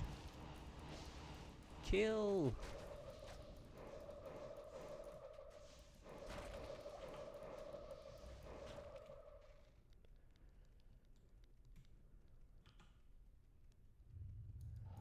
Okay, not too much of my army is dead, so let's see how fast Bale could maybe die like this. Oh, and Amplify is up. Oh, and I want to move away from the stupid fire. Kill. Thief. Yeah. Yeah, okay. Yeah, let's move on. 5 minutes only for even having, you know, prepared an army. I definitely not very good at this build then. Yeah, and my Merc also died. That's not very good.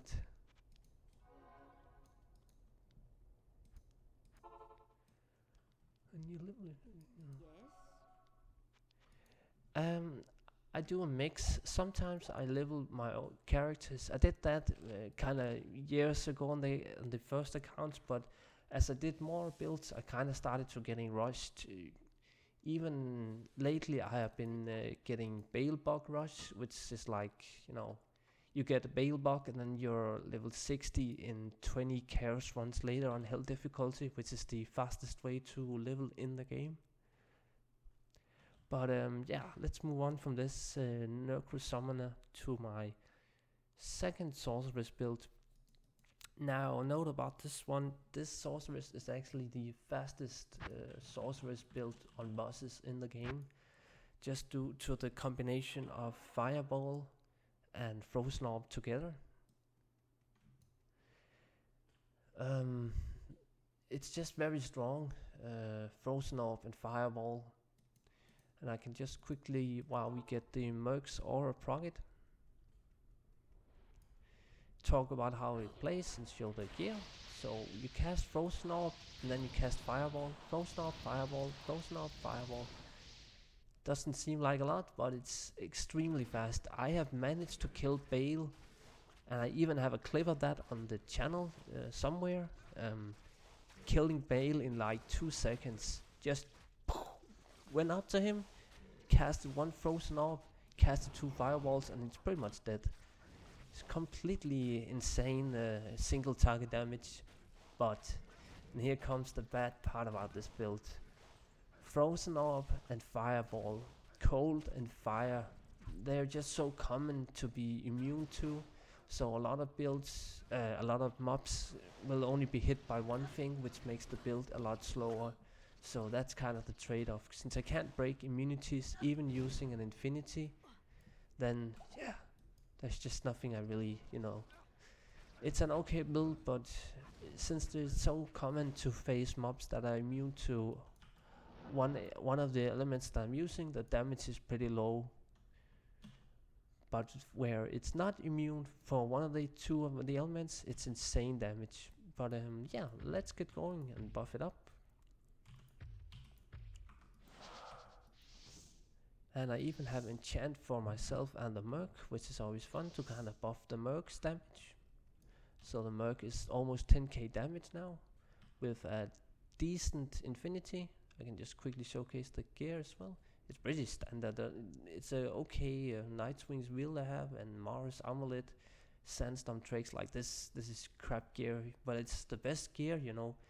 Using Enigma on a Sorceress, I had done a guide for this. I'm not gonna talk about that, but it's just better. So yeah, Enigma on a Sorceress is very weird for people to see that, but it is the best option. I'm not gonna talk about that now because it takes too long time. It's boring as well.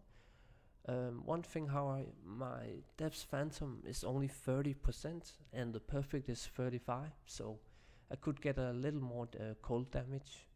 So that's just a little note there. Let's just rebuff Call to Arms again, just to kind of get it all good. Okay, let's reset it, and then we will start it, and let's go. Let's skip that place there.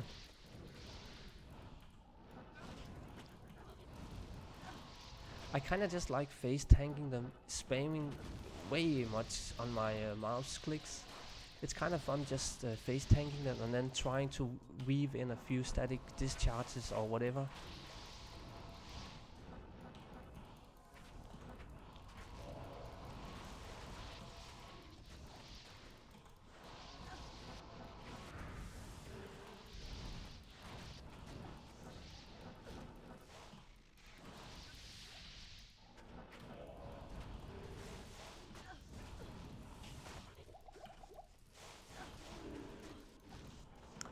Oh, my Merc is taking a lot of damage from this as well. Pretty nasty pack. Yeah, Oblivion Knights can be broken and stuff like that. It's just annoying. Cause like now you see I'm struggling just because the Oblivion Knights there are cold immune and it's just annoying to single target them down. But again, I'm not skipping mobs. I said that to myself, at least trying not to skip the mobs, so I need to kill them single target with the fireball.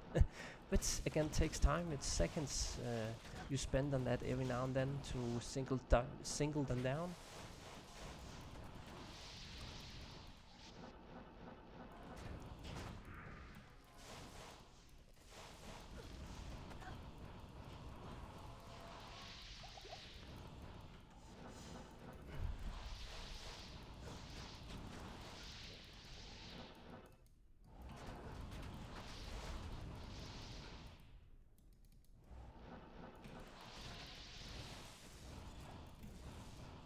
Let's pick up that amulet, just for fun.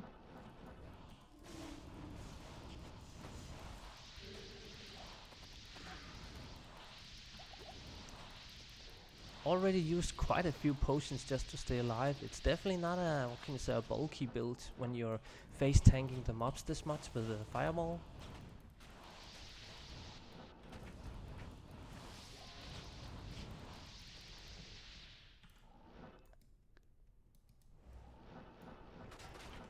There!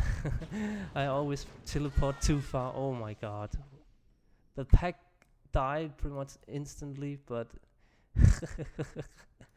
let's do this again. I know I can do this properly. Oh man, that's just... now it's failed again. Why do I keep making the game so fast?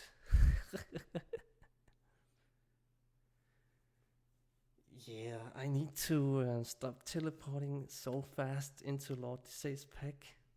Yeah, then I say I'm most skilled with the sorceress. Oh, it's just hilarious.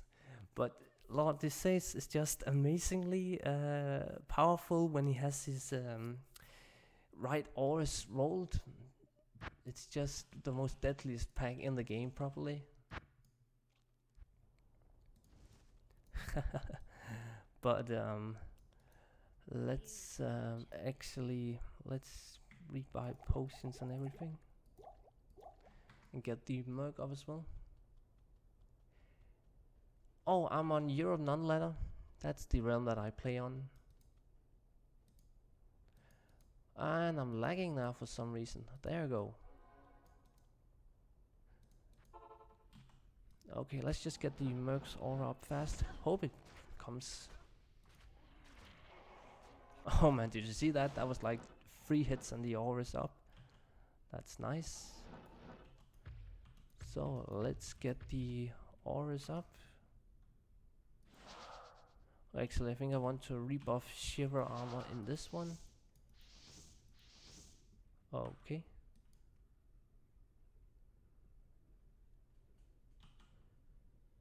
And yeah, I think that's it. So let's try this again without failing on Lord Disay's. Okay.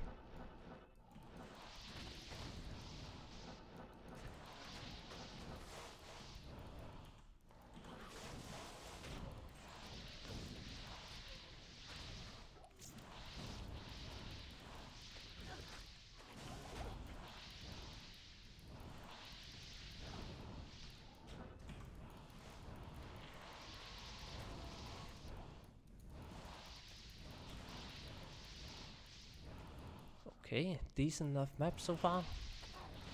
A lot of murderers, but they die fast, so that's nice. No immunities.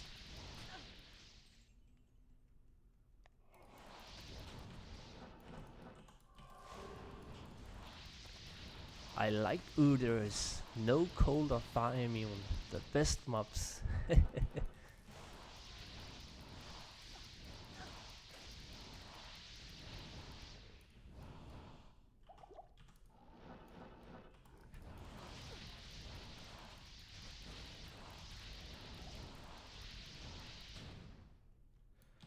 Let's kill these two down there. Just trying to not skip too much then.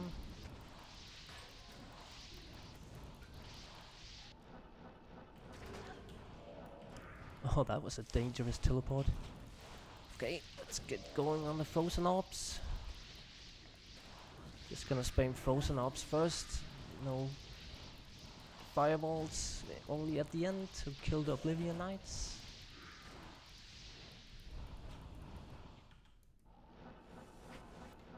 Wow, the density. I'm just gonna get a few static discharges up. Hoping my kiting around without fireball is okay damage. Oh, that was a lot of mobs.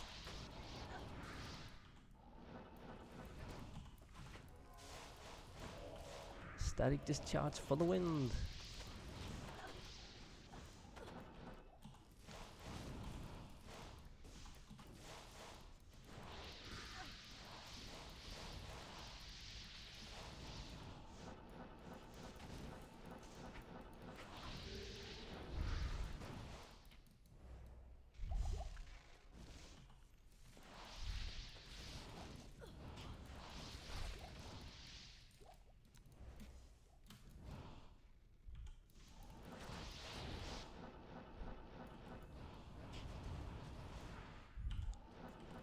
Oops, I skipped something. There you go. Stupid Oblivion Knights.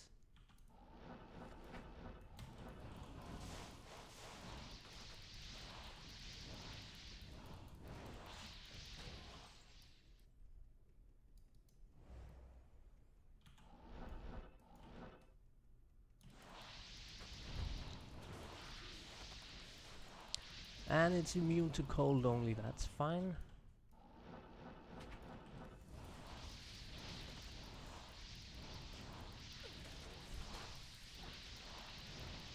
Okay, it seems like an okay run, but it feels slow. I definitely know it can't be too fast this run. Oh, and my Merc just ripped there, completely dead.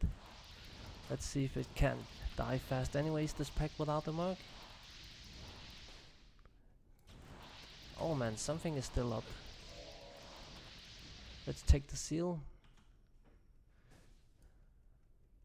A war sword. That's Death's good. Let's take the Grand Charm real fast. Now, look and behold how fast this goes.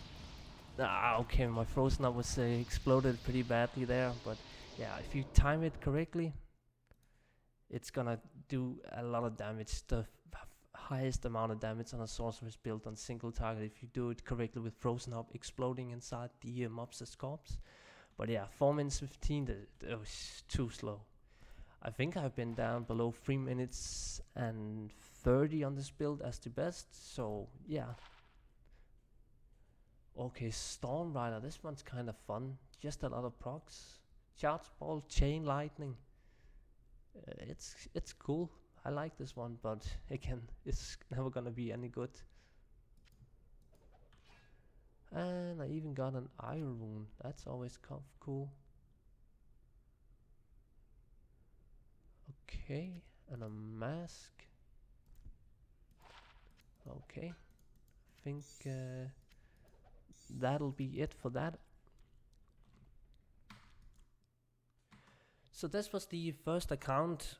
I have 3 in total, and the characters are kind of spread out on the different accounts that I have. So yeah, we will be moving on to the next one now. And since people always comment about I shouldn't show my password in my videos and whatnot, I'm just gonna quickly do this. So right now you shouldn't be able to see anything broadcasted on the stream or whatever in the video. At least I think that's the case for the stream only, perhaps, but yeah, whatever.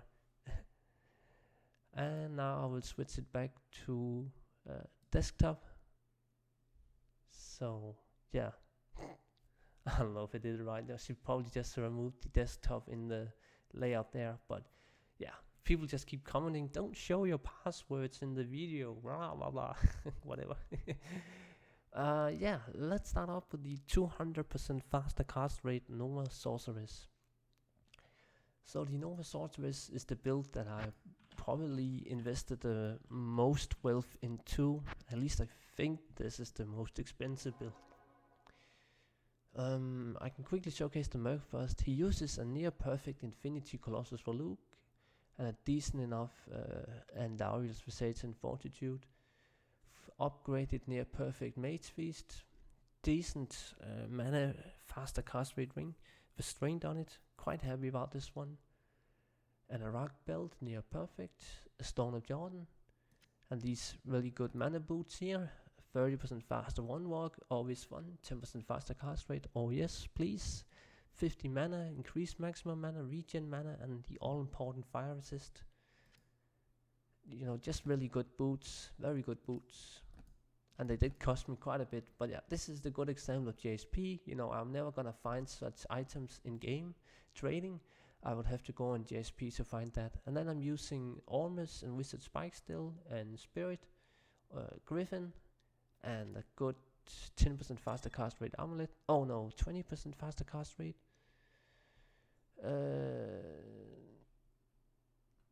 This amulet is kind of crappy stats, but it's okay for mana, and it also has replenished life 9, which is very high, so it's okay. And then on Switch, a plus call to arm 6 and a spirit. And yeah, I think that's pretty much it for the gear, so let's just quickly proc the Merciful's aura.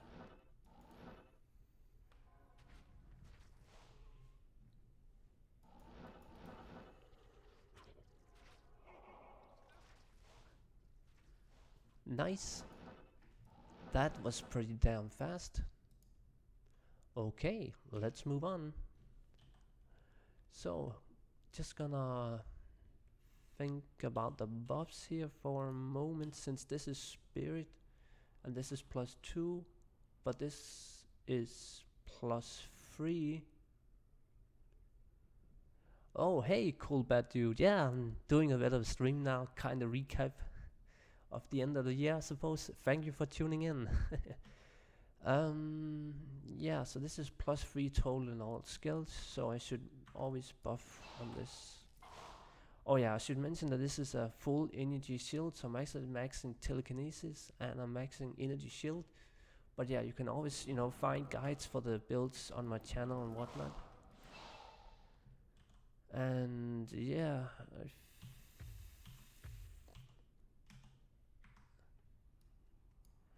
oh, you made a friendship bar from my guides. Nice. That's very cool of you.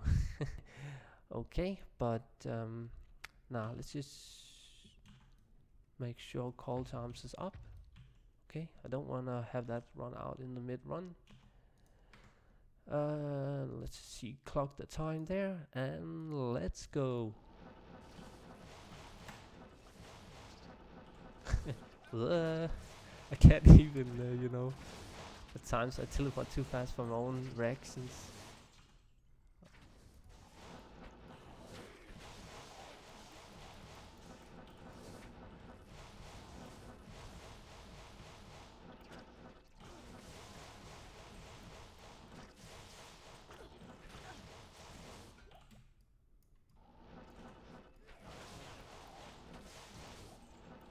Okay, so far so good. Not the worst map. Did skip a bit, but whatever.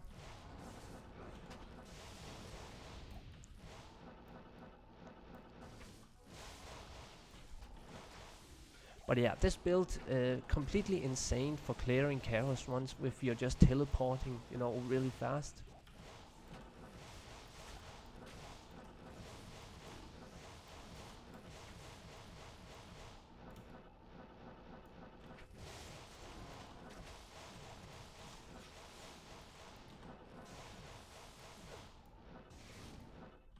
Oh, it didn't die. There you go.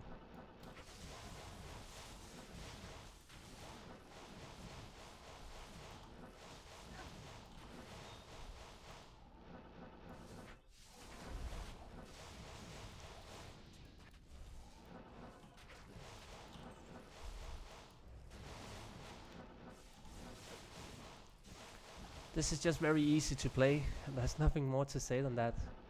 You're only using 2 abilities, pretty much. It can, of course, die. Like, if you get unlucky, you really can die pretty fast. But I have pretty good defense, and faster hit recovery breakpoints are very high, so it is pretty safe. And this is again, you know, with 3000 mana, since this is an energy shield build. But like, say if you get mana burned and then you also start taking hits, you can die very easily. Then you really need to worry about damage taken.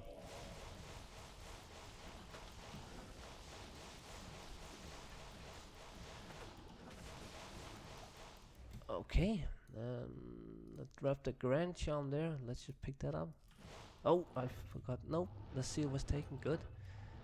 So I never really quite, you know, understood if charged bowl is better. So let's just see about that real fast. Nah.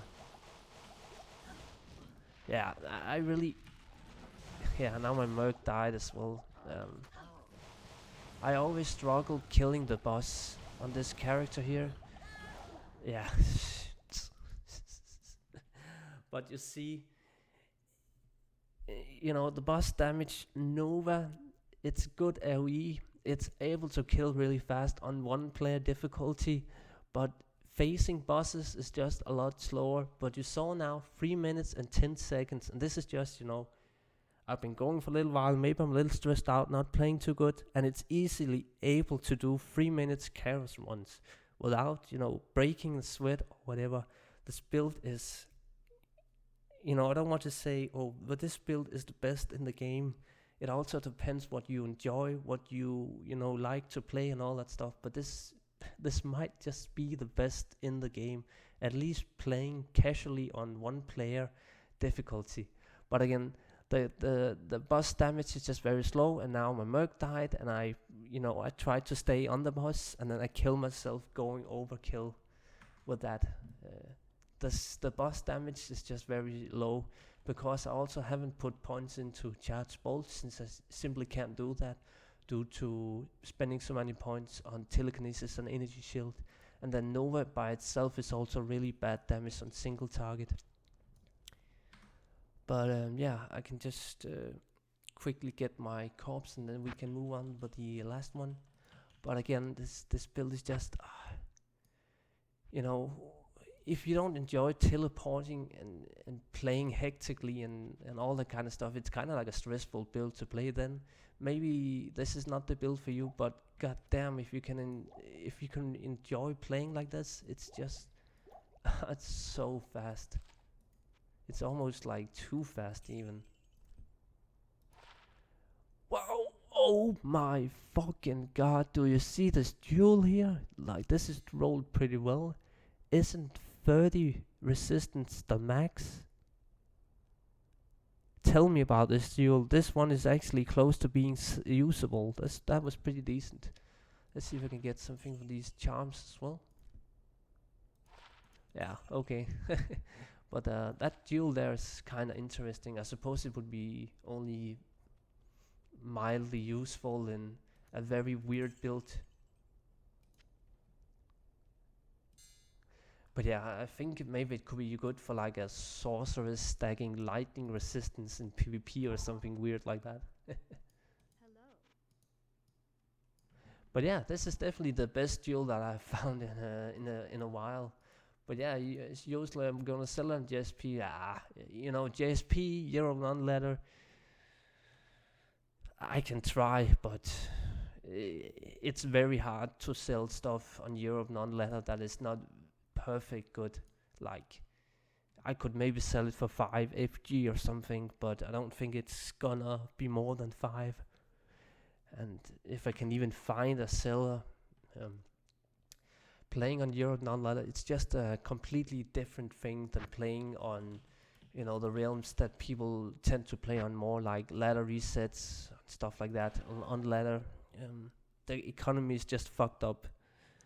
It's really fucked up on Europe non-ladder, where people only want the best of the best, and if they can't get the best of the best, it's not gonna sell anything. But yeah, this also means that I can obviously gear up faster and easier and have a more enjoyable time building many builds for cheap price. But so the Zeal sorceress now, Infinity Merchant, and yeah, this is weird again, but please see the guide. I don't have the time to explain the builds every time, but just look at this chest here. Nobody who saw the guide on my channel will understand why I'm using this one, but it's just amazing good. It's just when I got this chest, it was just super.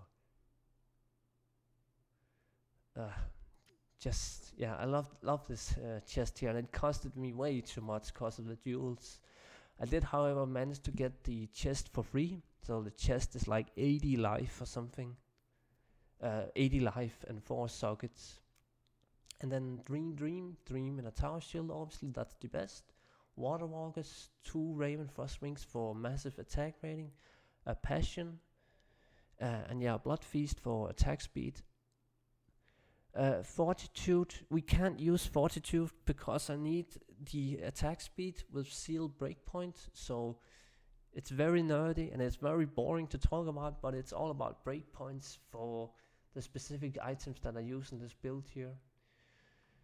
But yeah, the breakpoints is just annoying in this game and you have to get them. And then I'm using decent enough inventory, small charms, kind of low skillers, but yeah, whatever, it's there. Could be a lot better. Now, for the video, I'm not gonna be using all these weird pre-buff items and stuff like that. I can't be bothered with that. Like, look at this memory, amazing for pre-buff. I guess I could put on my memory staff.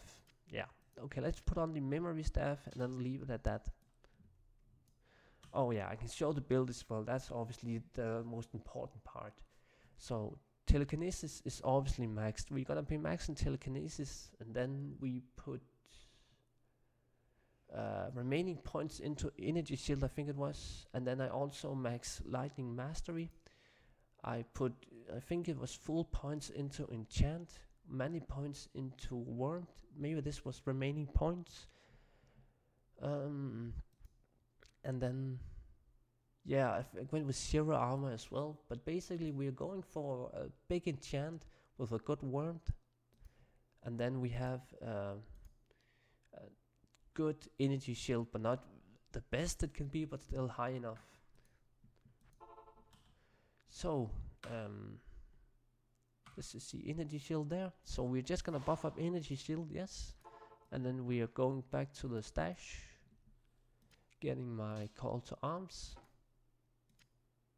Back again. And there you go, River of Flame. Let's see, then I can just buff myself up now with an enchant. Now I'm not buffing energy shield again, because that was now pre-buffed with the item there. Okay, and then shiver armor. And yeah, oh yeah, and then call to arms. Oh man, I forgot about call to arms first. Oh well, screw it. Now I don't want to get my memory staff again. The pre-buff gear of this character is horrific to keep track of. There's so much pre-buff gear. that you can really min-max to make the build a lot better, but it's just so annoying to use because there's a lot of things to kind of worry about. And the buffs themselves don't last for very long. They last for like 5 minutes and then they're gone, and then you have to go back to the town and repick the pre-buff items from your stash again, and yeah, I hate that. Okay, so let's start the timer.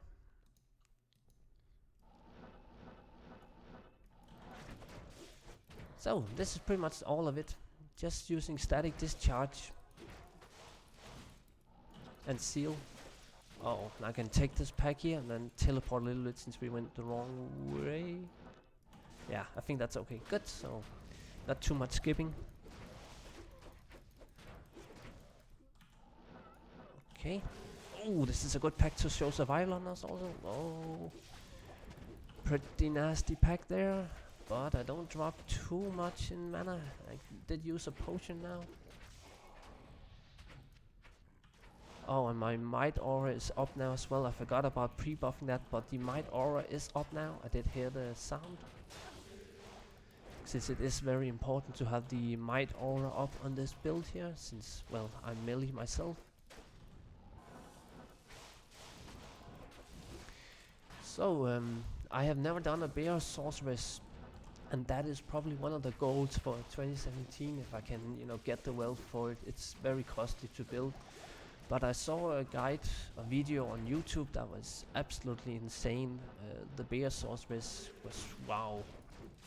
So I might remake this character into a bear sorceress, but for now this build is as good as it's gonna get with my limited wealth.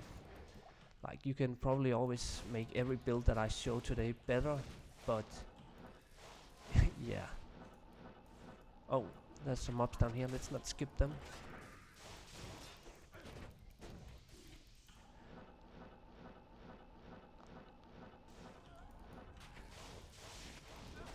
But yeah, it's a fun build and it's very easy to play. That's also another thing that I like. It's kind of just relaxed to play. You're just spamming static discharge or static field.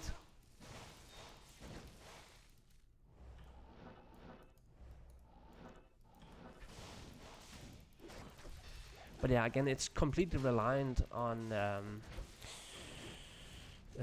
Infinity Rune Word. Without Infinity, I'm not really gonna do much damage, since we're using Dream, right? So we get the AoE from Dream, but yeah, you know, Infinity just makes and breaks so many builds that I'm showing today. It's kinda annoying to think about that.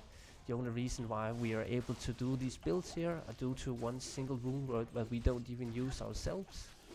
But that's kind of the truth about the game.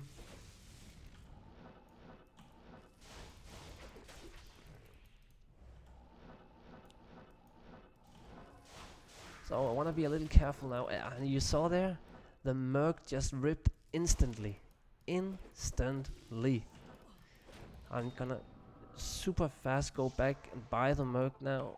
I mean, what can you do? The Merc is just poof. And then we need to rebuff ourselves with Call to Arms again, sadly. Oh yeah, we need to also buff the Merc with... yeah, okay, let's move on. It's just, oh, the Merc can die so easily on Lord Disease. Even with, you know, really good gear, you know. I have a Eve Fortitude and all that stuff. But yeah, Lord Disease is just a very painful pack to get down.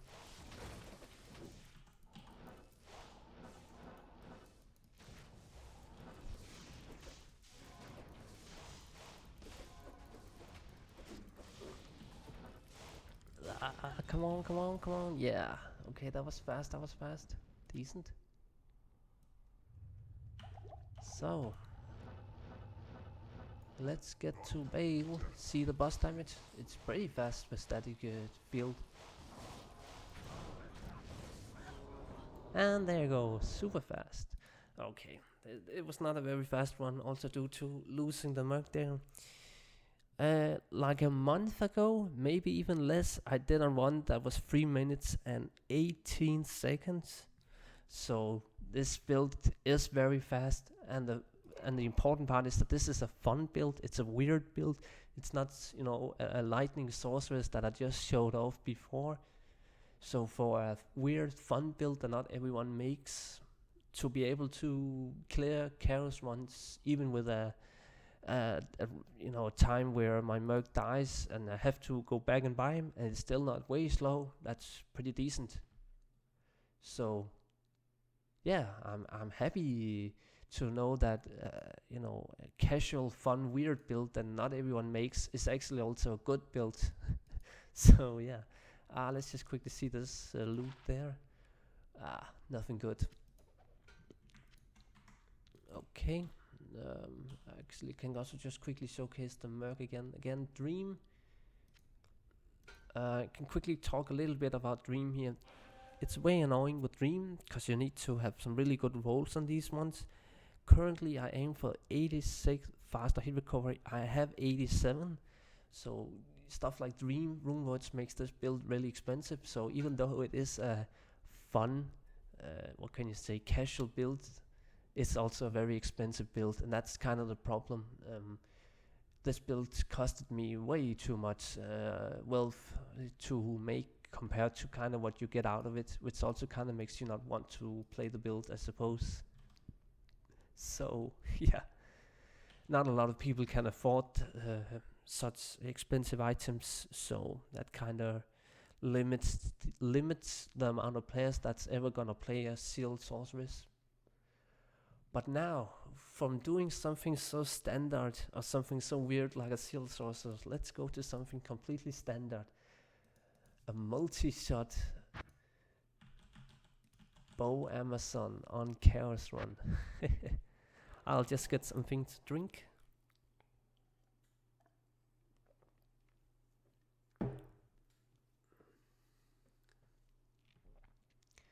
Okay, so I can just quickly showcase the gear. Obviously,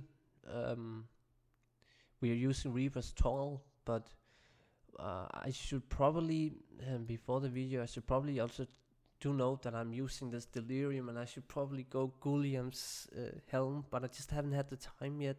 I want to get a Gulliam's helm, but yeah, I just haven't had the time to get one yet on this merc here, but I do want to get a Gulliam so my merc is a little better.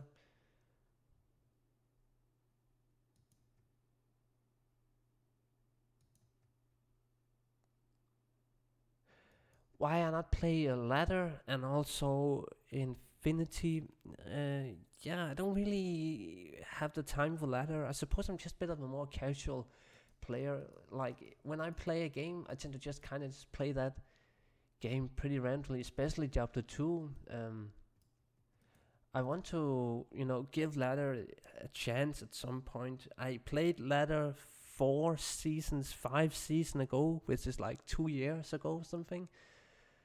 Actually, the Zeal sorceress that you just showed now is actually a ladder character that was converted to ladder from non-ladder, which I didn't delete, and I kept it. So yeah, I'm not really interested in ladder. Also, I suppose I kind of just like playing around with overpowered builds and perfecting them and being all nerdy about breakpoints and stuff. Yeah, but I don't really have many builds that are cheap. That's kind of the problem, I suppose. All the builds that I have are bit expensive. I suppose the cheapest build I have, well, the Chain Lightning and Frozen Orb Sorceress is actually not too expensive. So that's at least a start, I suppose. But yeah, let's move on to the Bow Amazon now. Laying of Hands, obviously. Then we're using a Ravenfrost ring. Fine ring here. I can just quickly show the stats here. Minimum damage, attack rating, life lead, strength, mana, all resist. That's very good for Bow Amazon. Then I'm using War Travelers for just slight more damage. This gives me like 200 more max damage on Multishot arrow. Then I'm using a Faith. This is a perfect Faith. It just misses +3 attack rating from the base. Yeah, a lot of people are only hardcore only, and like we all tend to play our own little world. You know, I'm very focused on one thing, and it's always kind of nice to know about how people, you know, play the game differently compared to myself, and we can kind of have a discussion about that and that sort of thing. Yeah. But yeah, thank you for telling me that I'm fountain of knowledge. Honestly, you should go to my comment section sometimes when I upload a video, and then you should see the people who, comments and help me out. They are a lot more knowledgeable than me. At least that's what I feel like. But yeah, I have some people who are very good at helping me out, so that's nice. But yeah, this Faith here, it misses +3 attack rating on the base, but else it's perfect. Fortitude, Scarab's Husk. It's okay. It's weird base, but it's a light base, so it's not gonna have any faster one wall penalty. But yeah, it's kind of a weird one. And Cat's Eye Amulet just for faster one walk and dexterity for more damage. And then I'm using this classic tiara here. Oh, could you actually give me a Gulliam's face? Well, the problem is Gulliam's face. I think I have one on my Merc, but I also need with an increased attack speed dual in it. And I need to sort that out at some point. It's just Delirium here is like, even if I've got a Gulliam's face right now on the Merc, I also have to get an increased attack speed dual in the Merc's Gulliam's face to hit the breakpoint with Reaper's Toll. Again, I'm very nerdy. I'm trying to make the builds perfect. Yeah, but yeah, let's just move on. And yeah, it's a minor little thing, but I just wanted to highlight that the Merc could at least be a little better before we started the run. But yeah, Duelist Tiara, just for, again, we need 92 increased attack speed with Faith's Fanatism Aura at level 15, so 92 attack speed. I have 95, so I have +3 attack speed over what I need for maximum breakpoint.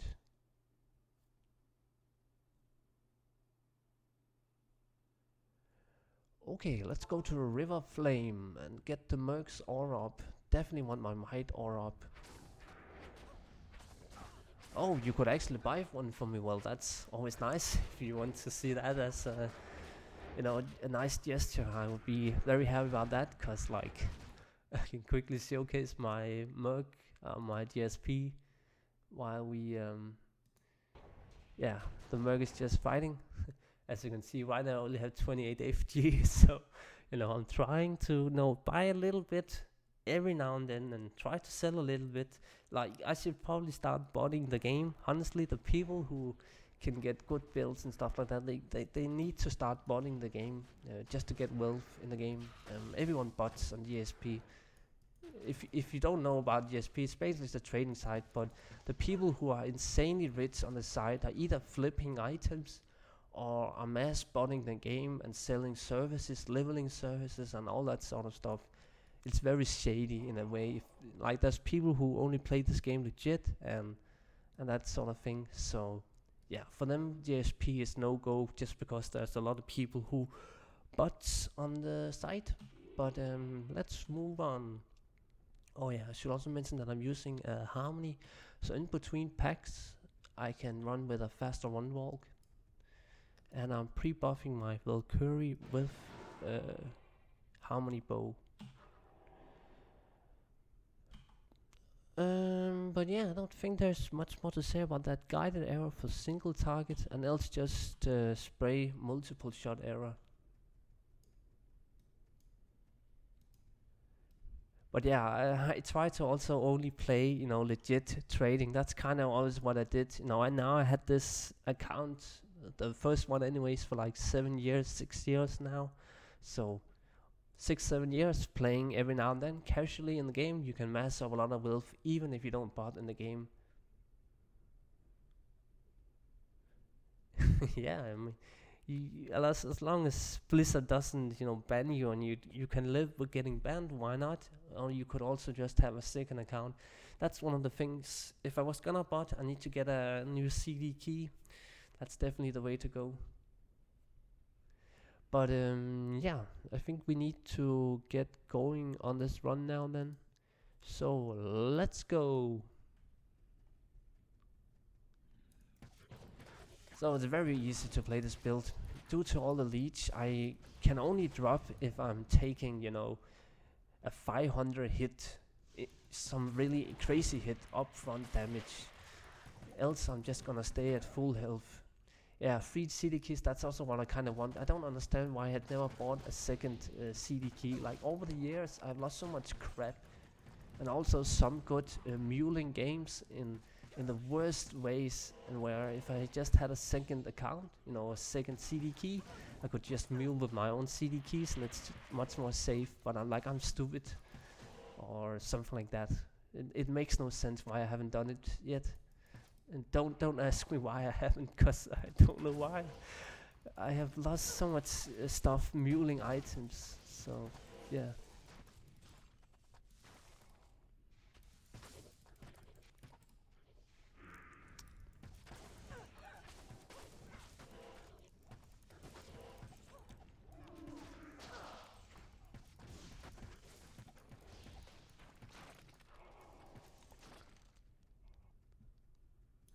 Yeah, a lot of people only use, say, one account for botting with map hack and all the fun stuff, and then they also use that account for rushing players. So they have map hack, which is, you know, nice for rushing. It's a very good way to do it, and you can also rush your own accounts with it easily. Then, honestly, it's just a very nice way to play the game nowadays, having a second account where you cheat on, and then you keep the other account legit. That's definitely the way I want to play the game in 2017, I think, if I ever get around to morphing with it. Like, a lot of people, well, this could also be good for my channel, you know, just trying to maybe get some views on videos or videos ideas. A lot of people are uploading content on Diablo on YouTube, where they show how they set up bots and how it runs and all that kind of stuff. And I think people are interested in that. But yeah, I don't know if I'll get around to it, because again, it doesn't really interest me. Like, the only reason I would start botting would just to build up wealth in the game, so I don't have to consider maybe start selling other builds to afford new builds or something like that. Because I have been thinking about that lately. Because I need to remake my poison necromancer soon.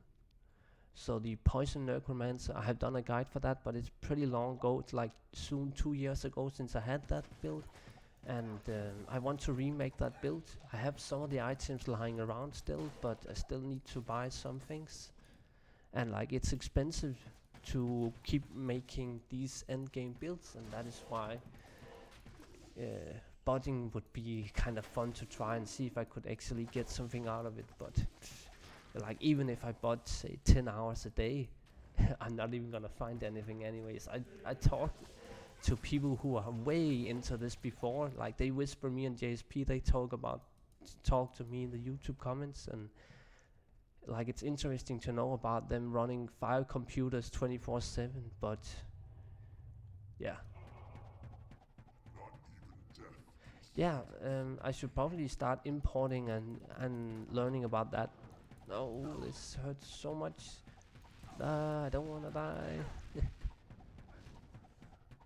God, my merc is not hitting the... God, I need... there you go, stupid merc.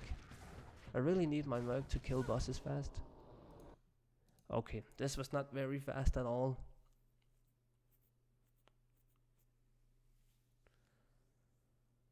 Oh, yeah, yeah, I should probably test the survival a little, just because, you know, it's so smooth, it's so high survival, I'm just standing there ranged, I'm never really dying when I'm playing correctly on this build. Plate buckle, that's kinda nice anyways. Oh, and 350 arrows only on this full build. I can quickly go and show the survival of the build here, because this is a max damage build, so I put a lot of points into dexterity. You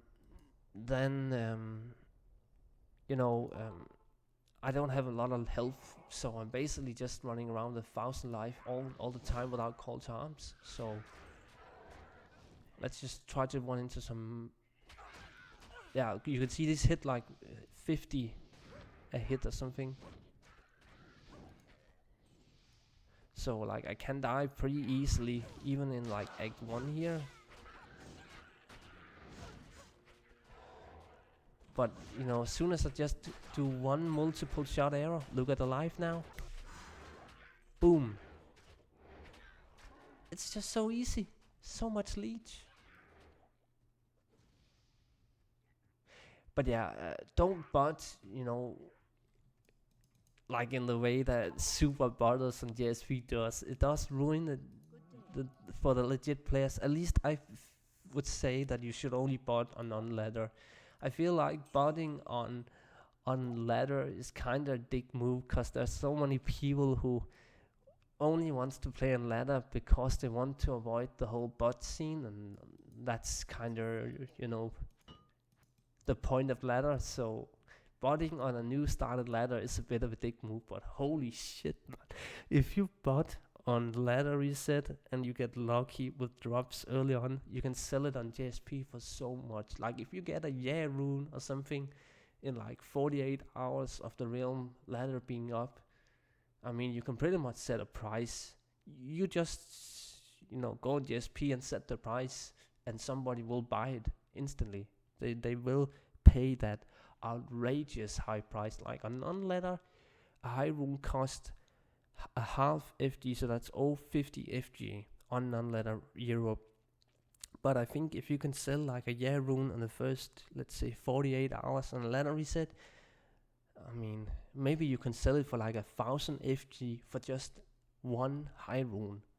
It's absolutely insane those first couple of days with the prices, and that's probably why a lot of people they try to bot early on in ladder reset. But yeah, I think this was it for the account there. So this is gonna be the third account now. I think I need to do like this. Yeah, so now you shouldn't be able to see anything. People always say, again, they don't want to see me typing out my passwords, and like I don't care about that, but people keep commenting about it, so better not show it on stream since people care about that. I don't know. So now it should be back again and all normal. Yeah, you see that you probably know about that more than me, since I don't really follow it, but it's absolutely insane those first couple of weeks on the ladder, what prices you can get for these items. And it seems like people are just willing to pay up fast for it. No problem, they are gonna pay a crazy price. But 4 builds to go, and then the stream will be done. So I'm just gonna go to the bathroom real fast. Meanwhile, type out what you want to see first in the chat. Druid builds, my Rift Assassin build, or Hammer Paladin builds. So 4 builds, and I will just be right back, and then you can type out in the chat what you kind of want to see first.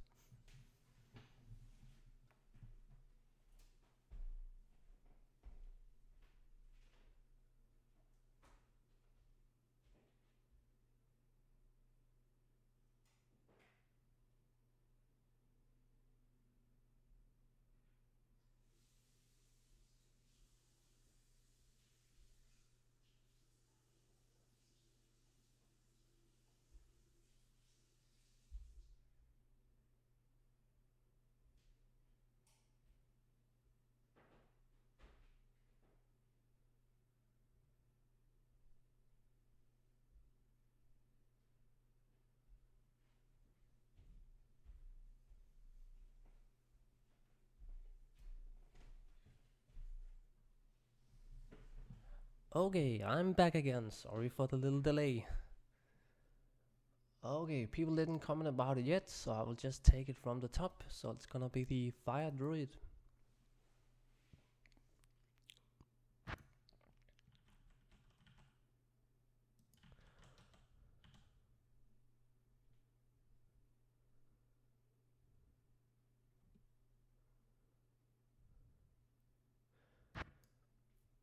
So the fire druid on chaos runs, it's always a fun thing just because, well, every mob is fire immune and the fire druid, well, he's gonna do fire damage. It's not gonna be super fast in any ways, but I have tailored the build towards being able to handle fire immunes better. So yeah, we will see. Oh, and I can quickly showcase the gear as well. This is the 99-99 setup, so that's 99 faster cast rate and 99 faster hit recovery. A good enough ring here, pretty happy about this one.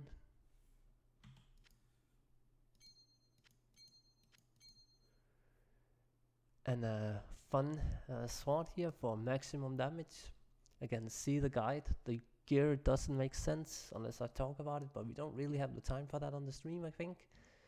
And then I have a really poor man's amulet here. This amulet sucks ass, but I got it for free and like I can't afford better, so this one works.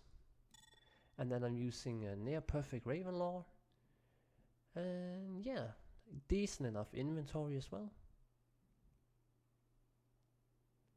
Just a lot of resist charms here, like even with decent enough resist small charms here, my resistance are really bad anyways. But yeah, you can't really do much with this setup just because not using Hoto.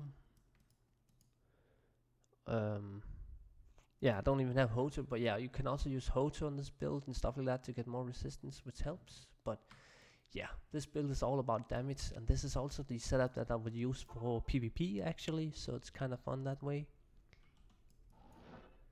But yeah, Fissure, and then Volcano, and that's pretty much it for the rotation.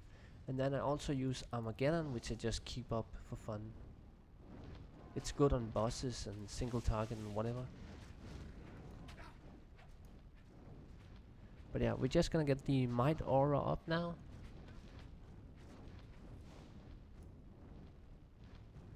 Okay, it didn't proc yet.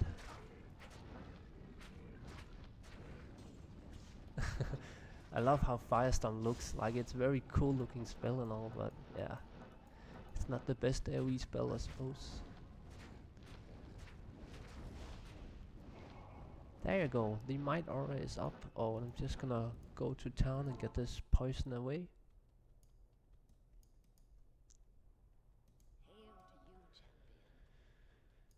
Okay. Let's buff up with Call to Arms and a Spirit. Oh yeah, I can quickly showcase the build as well. Yeah, 1 point into Oak, that's right. And then we are maxing Grizzly Bear, which is the weird part, but Grizzly Bear maxed is actually good damage for killing fire immunes. And then we are putting remaining points into Armageddon, so Armageddon is actually quite a few points into it. But yeah, it's basically just relying on the Merchant and relying on Grizzly Bear to kill fire immunes. It's kinda annoying that way, but what can you do? Okay, let's get going. There you go.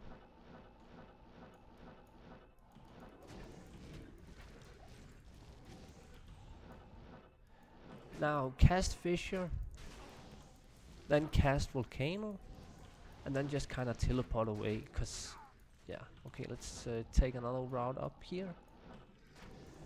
Kinda don't want to wait around for the mobs, it's kinda like the Trap Assassin. Oh yeah, I'm forgetting to cast Armageddon now. The problem with the Fire Druid is, again, you're just idling a lot, cause well, you know, you're waiting for that stupid spell to not be read any longer. It's just very annoying. Oh man, this hurts without proper resistance. I kinda have to be a little careful. But yeah, like this build is never gonna do chaos runs fast due to fire immunes. Volcano does damage, physical damage, I believe. So like I can damage the mobs myself, but I believe that Fissure will do no damage at all, at least on fire immunes.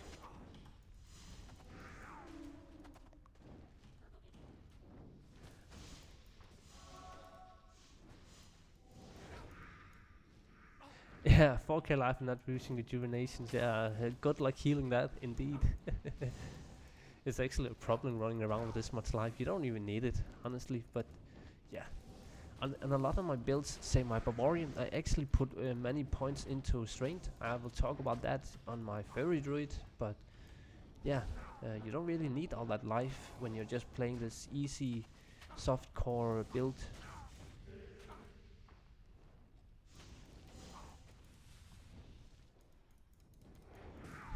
I almost kinda wanna like melee the mobs or something like that, just auto attacking them, just to have something to do, cause like it's so bored. The best amulets, it all depends on your breakpoints, what you want to aim for. Like this build can be built very cheaply. Like this build can, yeah, it can cost you like a Hoto and an Enigma and a Morris amulet, maybe some Zoid rings, and then you're pretty much done. But if you want that cool PvP aspect of the build, then you have to gear the way that I showed. The items that I use right now, and I know this sounds weird, but they are the best for PvP and, you know, maybe PvM as well, if you like high teleporting speed. Oh man, now I forgot to keep my grizzly up. Yeah, okay. There you go. The grizzly is up with call to arms, needed to kill fire mutes. Oh my god. Oh my fucking god. Immune to physical and immune to fire. Rip. Rip. It even has stone skin. Yeah, stone skin is immune to physical, but yeah, oh my god, man. Yeah, let's go back and pick up the duel. I have the time for it now, why not? Oh my god, rip. I can't kill this dude. Like, well, what's the chance for me to...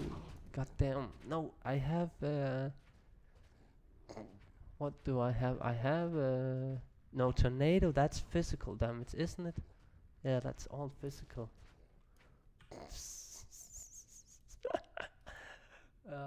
This is all physical damage, right? The only part that would be hurricane, but it does like 300 cold damage.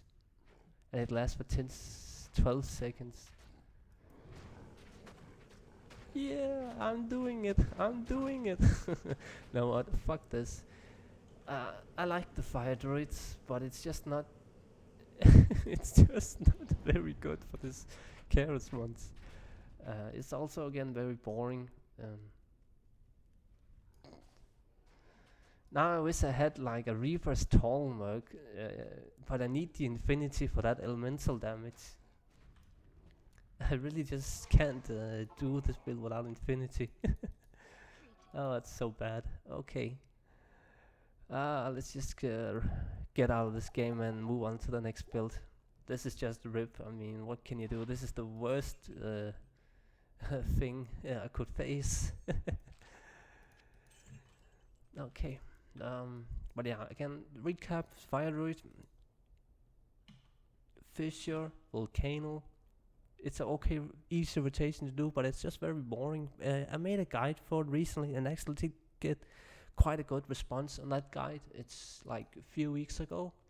Feel free to check that out if you want more info on it. But yeah, it's a good build. And like, let's just go over how cheap this can be made. Mage's Feast, maybe a Ravenfrost ring and a Stone of Jordan, a rack belt, any boots you have. Like Elder's boots are very good. A Spirit sword or Herd of Oak, any Enigma, Spirit shield, and you don't have to use Ravenlord. That could be a Shaco, and you know, maybe something cheaper than even Morris amulet. Those items together are actually also okay. It's just that this build that I'm using now is very good for that ultimate build, both for PvP and PvM. So yeah, this build is, you know, people talked about earlier that some of the builds that I make are pretty expensive with Infinity and stuff, but this build with Infinity, it can actually play without Infinity as well. It's actually not too expensive to make a fire druid. But let's move on to another druid, the furry druid. So this is the furry druid that I made a guide for also quite recently on the channel. So if you want kind of more info on that, feel free to check out the YouTube channel. But I want to talk a little bit about stats here. Look at all the strength I have on this character, and you might wondering why. Well, it's actually pretty good damage, just raw damage on furry. I think I have to... No, I can actually show it in town as well.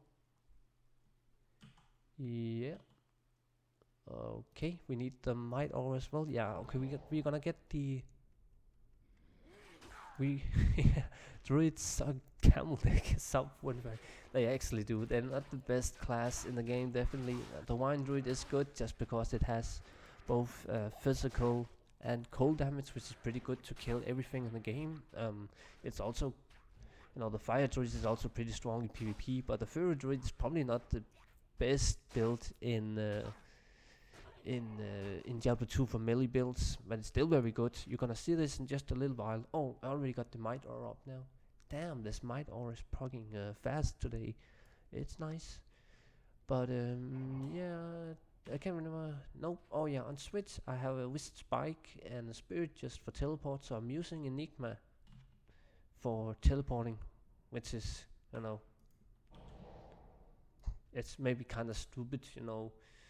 Actually, we also need to change out laying of hands. So if we really wanted to go completely min-max now, I did say I want to min-max it, and then we're gonna switch out the Enigma and switch out the gloves. So these gloves here are good. Look at the stats here.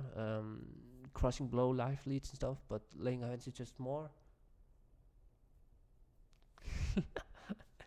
Yeah, I try to be respectful of 30, but actually the one of the worst builds, you know, there's so many builds or classes that has you know, builds that are bad no matter the gear, but the summon druid, you know, going full summon even with the best gear in the world, like you can spend 100k FG.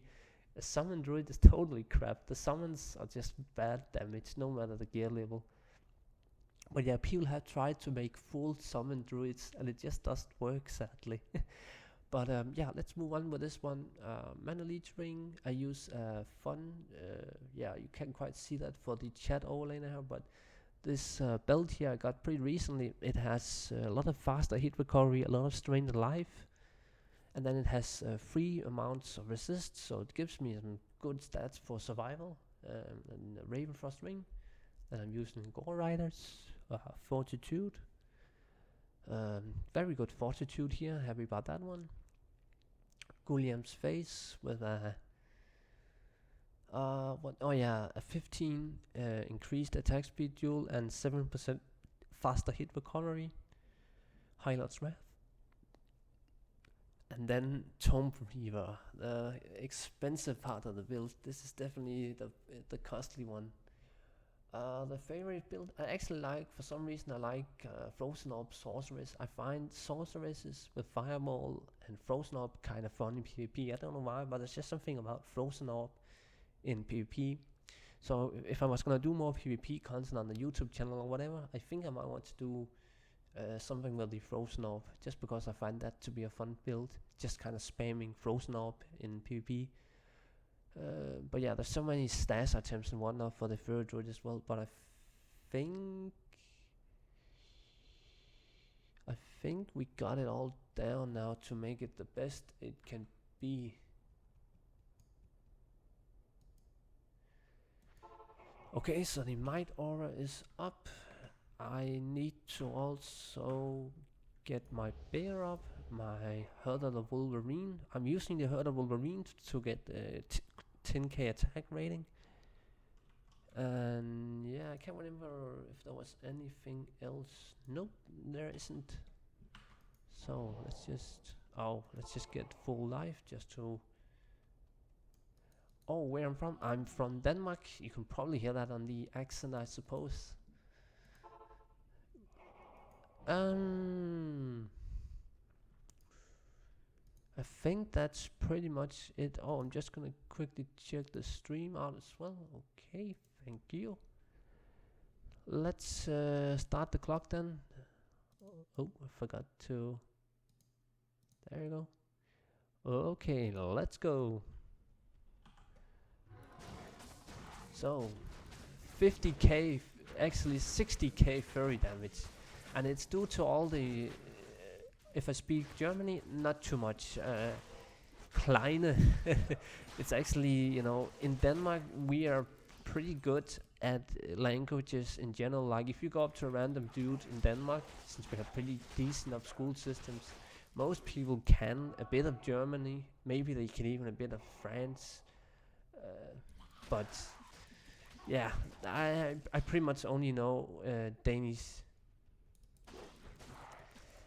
Jo, men jeg kan da godt prøve at snakke lidt dansk, hvis I synes. Jeg tror, de fleste vil ikke kunne forstå, hvad jeg siger lige nu, men det er da meget sjovt at underholde jer med det. But yeah, back again. The cool thing about this build here is that you can basically just hold down the right button. Maybe just lift it once in a while. Oh my god, man. Oh, I hate this maze. See, this is the one of the... This is pretty... The problem with the RNG, I should have just had... Yeah, I should just have went out that way. But now I wasted, you know, seconds there. Oh man, and I got to click a stupid shrine now. Oh, if it's single player, no, this is online on Europe non-letter. Yeah. But you basically just hold down Fury and that's it. It's a very powerful melee single target build and a bit of AoE as well.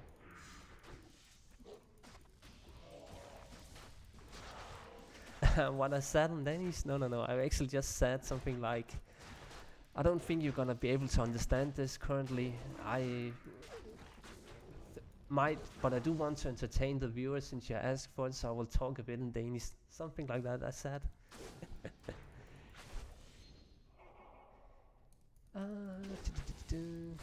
But notice that I'm again kind of like the Zeal sorceress or the Paladin one-shotting mobs. As soon as I pretty much hit them, it's just very high damage, which also just kind of goes to show that I'm doing overkill damage. So this build here can actually do 8-player health care solo in an okay time. Nothing amazing, but still okay. And it's, you know, it's even got a bit of crushing blow from the Gulliam's helmet, and it can also use crushing blow gloves, so I can actually stack crushing blow on this build here, which just makes 8-player games doable.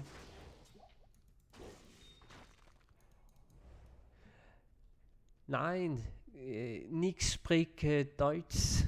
Kleine. I'm not really good at that, I'll definitely admit. But back to the topic actually. A lot of people in Denmark are pretty decent at languages, and it's kind of fun. You know, in Diablo 2 we have a lot of Middle Europeans playing it, like Polish, Eastern Europeans as well.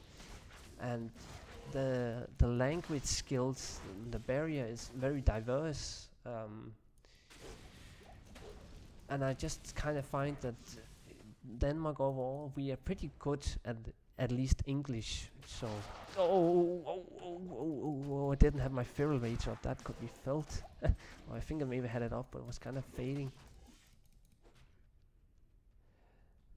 But yeah, a lot of people do know Deutsch, even as a trade, as a normal thing. I think in normal schools in Denmark, we get it as, was it fifth class or whatever. You know, you went for, that means that you went to school for 6 years, and then in the 5th class you are gonna get taught maybe 2 or 3 hours a week of German language. At least I think it starts in 5th class. I can't remember if it's in 5th or 6th. So we do have it as a normal school language.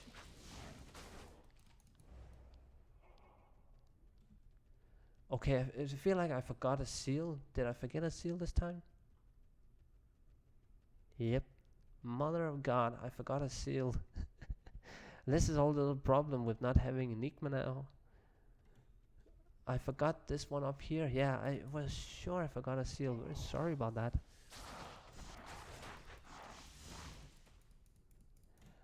Oh man, did you see how fast that died? Poof. What the fuck? Holy mother of God. Did you just see that?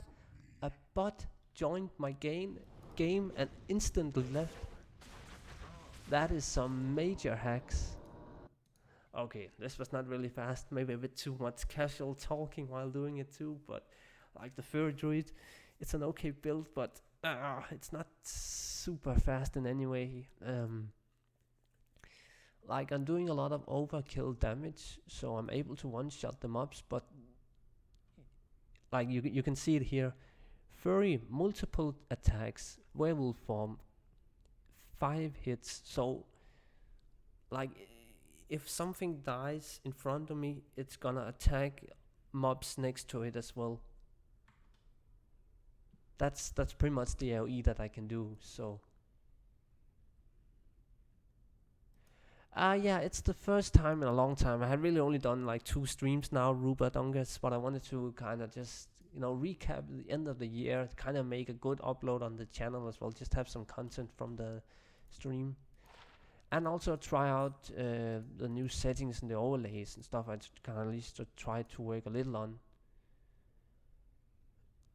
But yeah, the furry druid, again, it's fun to see that I now sit at 60k furry damage. It's a lot. But yeah, anywho, what the hell was up with that bot? You can see the password up here. DFG, FG, FG. How the fuck can a bot enter a game with a password like that? That's some major hacking. Yeah, that's actually also a problem. This is also a thing I want to address actually now, because we're moving on to a build where animation stun lock is actually a problem. The Dragon Talon Kick Assassin. A lot of people, especially for PvP, are only gonna put few points into that ability, Dragon Talent, just because when you're attacking, you're stun locked into animation. So you're just gonna keep attacking, even if the mob is dead, or you're dying and you want to run away, or something like that. It's a bit annoying. But yeah. Yeah, thank you guys for tuning in. Let's see if I did manage to... Yeah, 20 viewers, it's okay. I think the last time I maybe streamed at a little better time, since tomorrow is New Year's Eve and it's a bit of a weird time that I start to stream. But like last stream I did, I ended at like 100 views. That was quite a bit. I was pretty happy about that. But yeah, that was it for the 2 druid builds. So let's move on to the Dragon Talon Rift Assassins. This was actually the build that I did pretty recently. This is the last build that I did.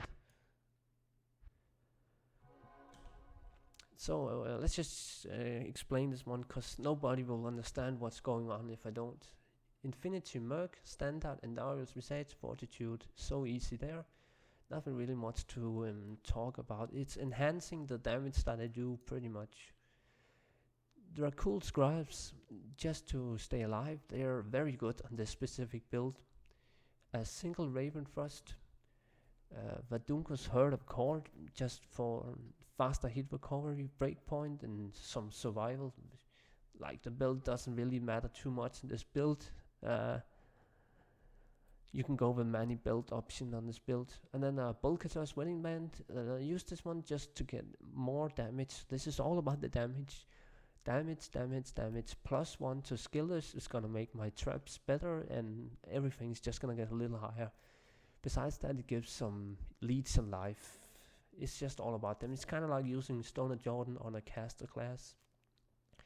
Now, all about the boots. These were quite expensive to get and hard to get as well. These are fully upgraded Goblin Toes. Why are these instead of Gore Riders? It's just because they give more crushing blow and almost the same amount of kick damage. So yeah, that's pretty much it. Just getting more crushing blow than upgraded Gore Riders. So yeah, these boots are very hard to get. They're just very annoying to get on ladder. I suppose on ladder these are very easy to get. Oh, yeah, I don't really care about the survival on my merc. It doesn't matter too much. Of course, that is important, but if I put an increased attack speed duel in my Endurance resets, it's always gonna hit the breakpoint from Cryptic Axe, Colossus Volug, Fresher, all sorts of bases. So an increased attack speed duel in the helm is always good. And yeah, then an Enigma Archon Plate, just because of the extra defense over an Mage Plate. Then I use this shield here. Yeah, or as cool bad dude says, ERS. And everyone gets what I'm saying as well, instead of ranting about what it actually did. It's a lot faster. But yeah, look at this shield here.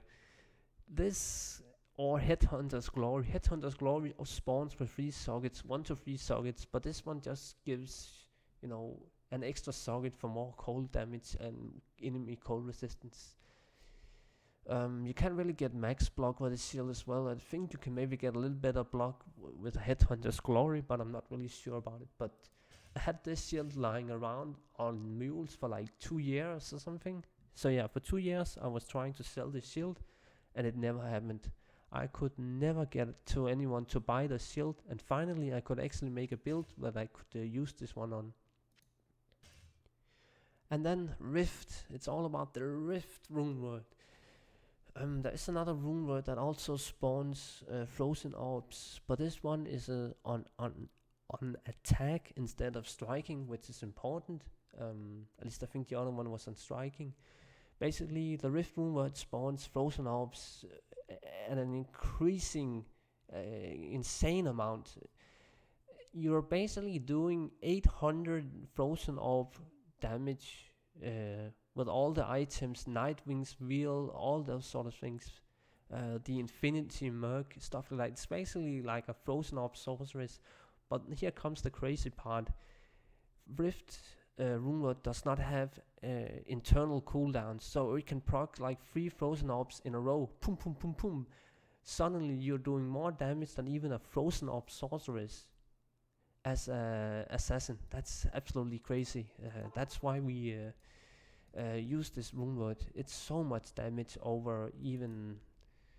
Well, I have so much. Yeah, I can quickly show this, but I have so much gear stuff in this one. This is basically just for Ubers, so Stormlash is very good for Ubers. Lacerator is very good for going completely melee because of the Amplify proc. Dwarf Star, Carrion Wine is very good options. Faster cast rate, Ring, Hylas Wrath. Chains of Honor is also very good, but I want the teleport. Sanctuary and Chains of Honor used for Ubers, stacking resistance. Fortitude is just, again, it's very good together with Lacerator for going completely melee. Lacerator together with Fortitude, I should probably just do this for the build, for the run we're about to do now, but I feel like I want to show off the teleport with Rift. That's just more correct, even though I actually think that Lacerator and Fortitude and Dragon setup is probably better and faster, but we can maybe do 2 runs and then we can see about it. Yeah, then the Gulliam's Face is also very good for going completely melee, but yeah, I might just have to do 2 runs. But okay, now we're talking about all the items and whatnot, and now I'm gonna have to let you down, you know, gonna have to make you sad. Actually, this build is not very good. The most of the damage we actually do are still from traps, and that's the sad truth. We're still gonna rely on traps, so I'm actually maxing both Lightning Sentry and Death Sentry, and that's kind of just the truth about it. I use Shadow Master and only 1 point into Venom. If I was going PvP with this build, I would probably max Venom, and that's pretty much it for that variation. Oh yeah, and then Burst of Speed. I put so much point into Burst of Speed because I need the attack speed for breakpoint with Dragon Talon and a VCM base -10 that War Scepter is. It's a bit complicated, but yeah. Oh yeah, and then Dragon Talon, I maxed this one to get the maximum kicks. But let's see if I just need to buff myself up. Oh yeah, let's get the Might Aura Proget as well. Nope. I can't quite remember. Oh, that's actually a good question now. Why can't I remember if summons can proc? I don't think. No, they don't. They only get equipments based on their skill level. Yeah, has her own gear. There you go. Yeah, has her own gear. That's the way. Thank you, Yan Chen Ju. La. Yu Chen Yu. Yeah, there you go. Okay, let's see what this might or try to get it up fast. Some things to actually talk about. My life is pretty low, yes, but I have Dracults. But the problem is that mobs are actually dying too fast at times at a ranged position. So at times I can't even manage to leech life from the mobs before they're dead. And I kind of just waste Dracult's proc. So I run into a pack with like 700 life without Dracult's progging at just a moment, and then I can actually die. So yeah, but that's kind of the downside of the build, because I am going a lot ranged, but I also need to go melee at the same time. The damage is just Frozen Orb and Dragon Talon, and Dragon Talon does no damage at all. It's just for progging all the gear that you have, like Crushing Blow and stuff like that, Venom and all that stuff. I'm just gonna buff myself up now, and let's see, Burst of Speed, Shadow Master, Venom, Blade Shield.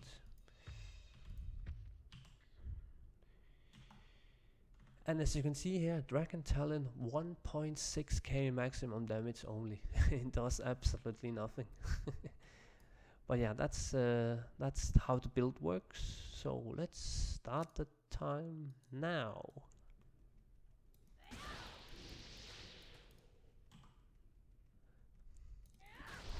So since I'm so overgeared, completely, doing easy enough content, I can actually not rely on stuff like Mind Blast and other things. So I'm basically only using two buttons, Dragon Talon and Death Sentry. That's it. Just those two abilities. And then I'm able to run pretty fast with Burst of Speed, but I also do have Teleport. Oh man, this pack is so much health. Oh, a little amulet. Let's just pick that up for a good measurement. But yeah, this build is very easy to play as long as I don't get into like a situation where I can drop pretty fast. Because honestly, Dracults just doesn't proc enough. The problem with this build is that Dracults really just needs a moment to proc. Like there it procced and my life went instantly up, but yeah, at times the Dracults just doesn't proc. But yeah, this is kind of like the sorceress. It's another weird fun build that people never really have made before, and it's a strong build. That's the cool thing about it. It's actually very strong.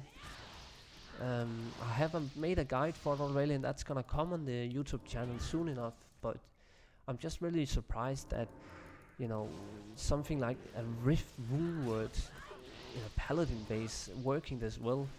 Because again, notice now on the screen, yes, I am doing a lot of damage just with Death Sentry, but all the Frozen Orbs that are just spawning on the screen, first of all looks very cool, but it is also a lot of damage.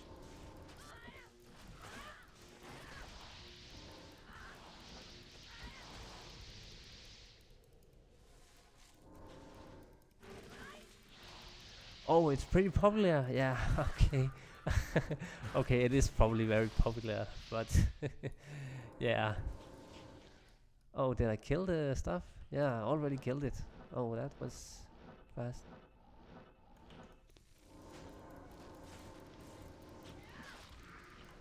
Yeah, it's probably even better than the Rift Paladin, which is also a build that could be fun to try. But yeah, I haven't really, got around to consider that since I was finishing up my Dream Paladin build. Oh, proc, you stupid Dracula's gloves. Let's not die now, Lord it says. I'm just gonna take a little tilt there. Good. Oh, hype.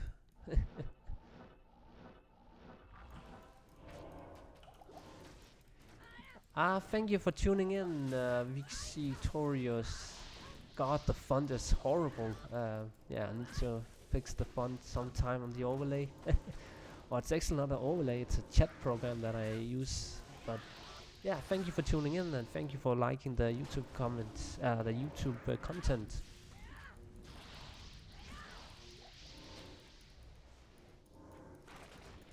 Oh, it's good to hear that you actually have success copying the builds that I make. That's nice. Oh, and then you're so hardcore that you delete it. That's fucking pro. Oh, don't die, don't die. Go. Okay, it's immune to physical. Okay, there you go.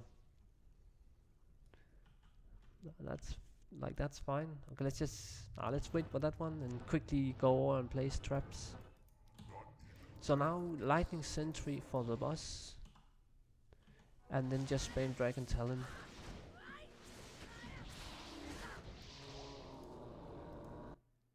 Okay, this was not even fast for like again. I'm focused a little bit too much on the chat and like map RNG, cause this build has done. I think I got it down to like 3 minutes and 10 seconds. And again, this is just so fun for me, cause like. Yeah, I'm using my Yeti microphone that I recently did yesterday that I made a video for. So yeah, I'm quite happy with it. And like again, feel free to comment if you think the settings could be better. Like if my volume is too low, the in-game volume of the sound is too loud over my own voice and stuff like that. I think people have said it's okay, but yeah. The game is just so balanced for some reason around this end game. Like you would think that some builds would just be way better, but it really isn't. It's quite balanced. But the razor switch, that's pretty decent. Yeah, I can try that just real fast now.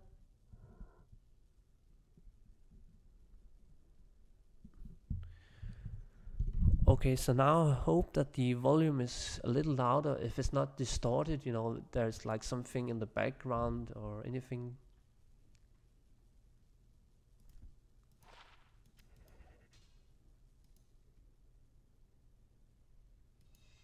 Yeah, the headset was pretty horrible. Okay, that's better. So let's keep it that way. So this is actually pretty much the settings that I had at the start of the day. I was kind of trying to tweak it. But yeah, that's 3 ways you can tweak sound settings. So OBS settings, Windows settings, and the settings for the microphone. It's a complete disaster. But I'm just happy that you can upload videos on YouTube for private use, so nobody else can see it. Cause I was just uploading like 10 random clips where I was testing out the volume.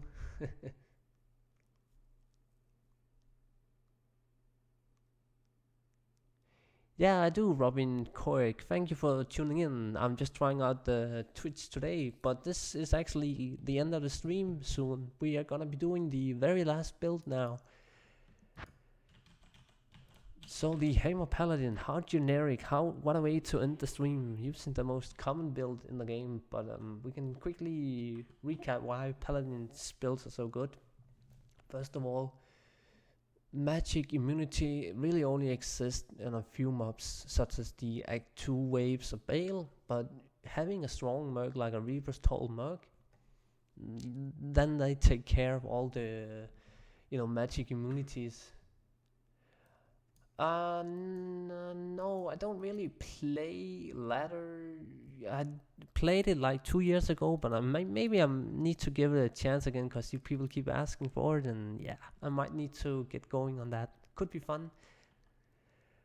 Yeah, the Hammer Paladin build, the fastest time that I got it down to was 3 minutes and 17 seconds, I think it was. So it was maybe a few seconds faster than the fastest Paladin time that I did for the Zeal one, but yeah.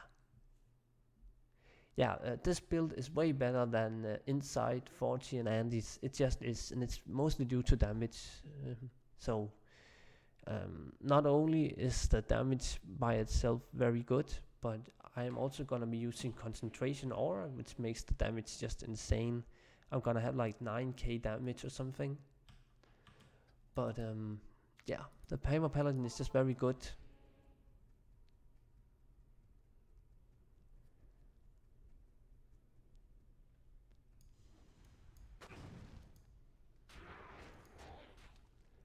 But let's get the Might Aura up. Just gonna hope it procs fast now. Okay, it's up. Yeah, it's just very nice to play in a Hammer Paladin. Okay, Herd of Oak. I can just quickly showcase the gear again. I will make a guide for this soon enough. I already made it, but it's gonna come on the channel soon enough. Crown of Ages is this very weird choice, but this is what I went with, and I have my reasons. This amulet here, +2 to combat skills, and not +2 to all skills. It was cheap for me to get this one, that's why I went with it. But I do lose like 500 hammer damage due to it not being +2 and only +2 to combat skills, so the gear could be a little better. It definitely could be a little better, but I have stuff like a near perfect spirit and a fun choice here with Hotspurs. Yeah, we can show the amulet again if people are interested in that one, but again, this amulet, it was cheap. I actually traded this one in game and not in JSP, which was fun enough. But the amulet is actually cheap due to it being only +2 to combat skills and not +2 to all skills. Like a Mars amulet would give me like 500 more hammer damage, maybe like 800 even. So yeah. But I need the 10 faster cast rate for 125% faster cast rate. Yeah, the boots don't matter for the Hammer Paladin build. I use Hot Spirits just because of the crazy survival for fire damage, and it's kind of fun. But again, it's up to yourself. Like Elder's boots or Ethereal Sandstone tricks are also really good. Then I use a Draw Star together with Hot Spurs, a Rock Belt. Oh yeah, and the Stone Jordan, and some upgraded Mace Feast just to get a little more defense together with yeah, at some point this is gonna prove. I actually traded this Mage Plate Enigma in game, but it's only 1 defense away from being perfect. This is the best Enigma I have on my accounts, but honestly, trading items that are this good in game, I'm just afraid this is an unperm Enigma, but who knows. Oh yeah, and then I should probably also mention that I could get a little better call to arms. Like you noticed on my Paladin, the Zeal one, I have a War Scepter with a +3 Holy Shield base. If I had that on this Hammer Paladin as well, it would just be a little cooler, but yeah, that's a minor thing.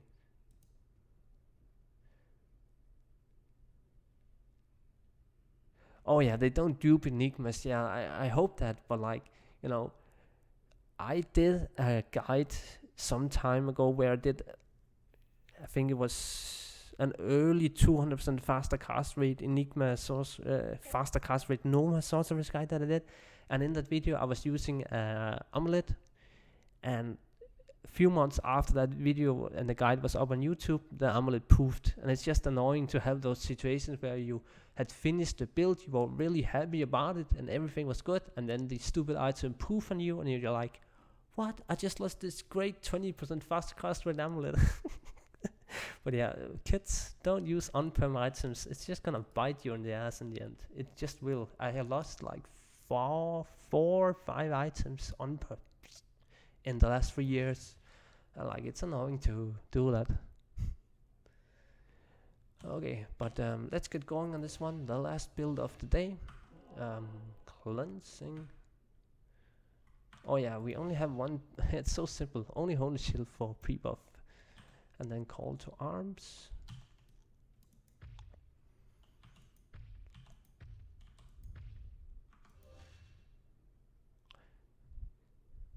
Yeah, it was some weird thing, but like you can find it on my channel pretty easily, and I think I even made a video addressing that, just kind of some random thing there.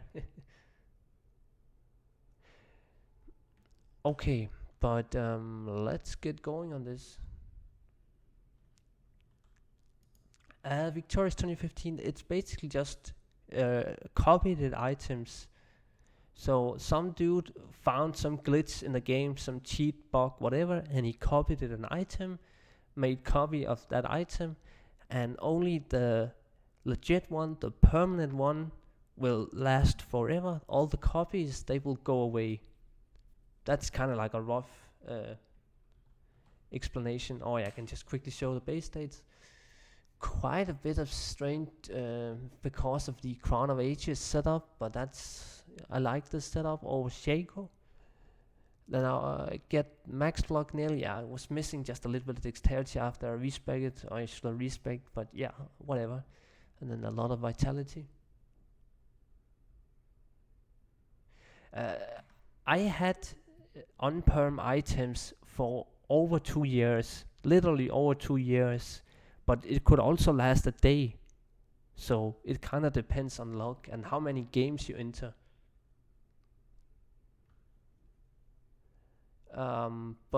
Yeah, let's get going on this one. Now I better just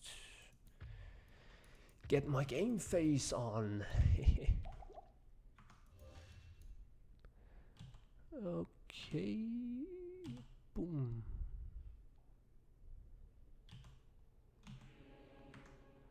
Okay, I think that's it.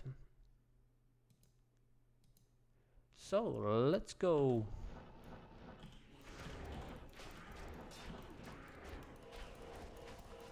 Okay, just a bit clunky there.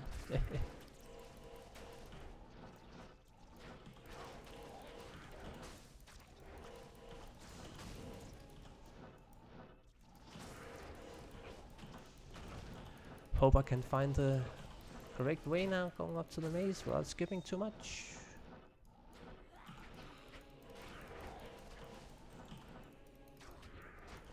Yeah, I know about that. I should probably, actually do that real fast now. It is a good thing to do on a Hammer Paladin especially, so it is a good tip, by the way, if you can explain that to the other viewers in the chat if you want to. It's basically a thing for blocking, and people use it mostly for PvP.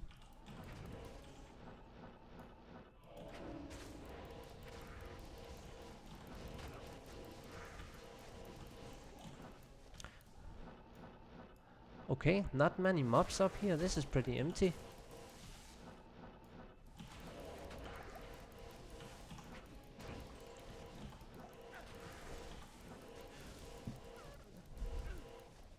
Ah. Learn to tail stomp.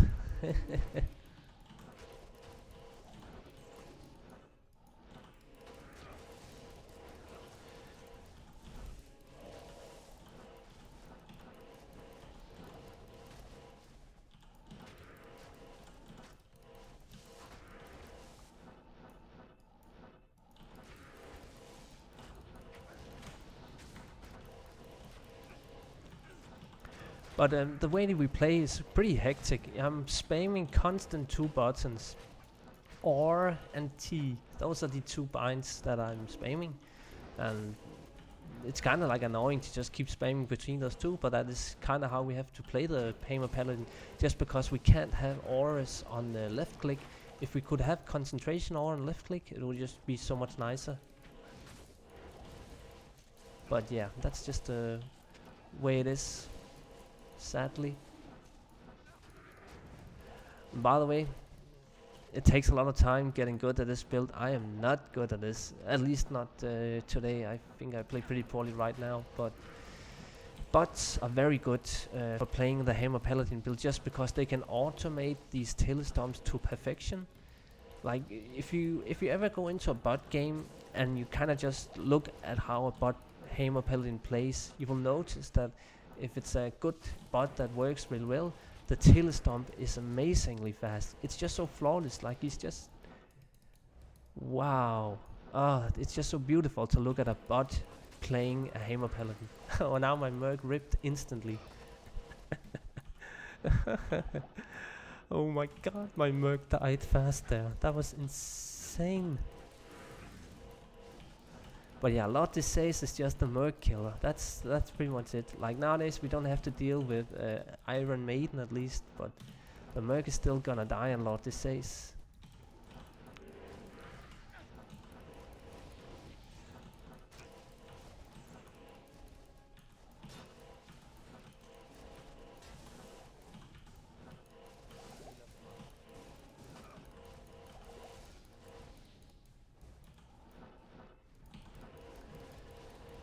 And just nice to take that whole pack front on very easily with all that, Hotspurs stuff I have going with the survival for fire resist.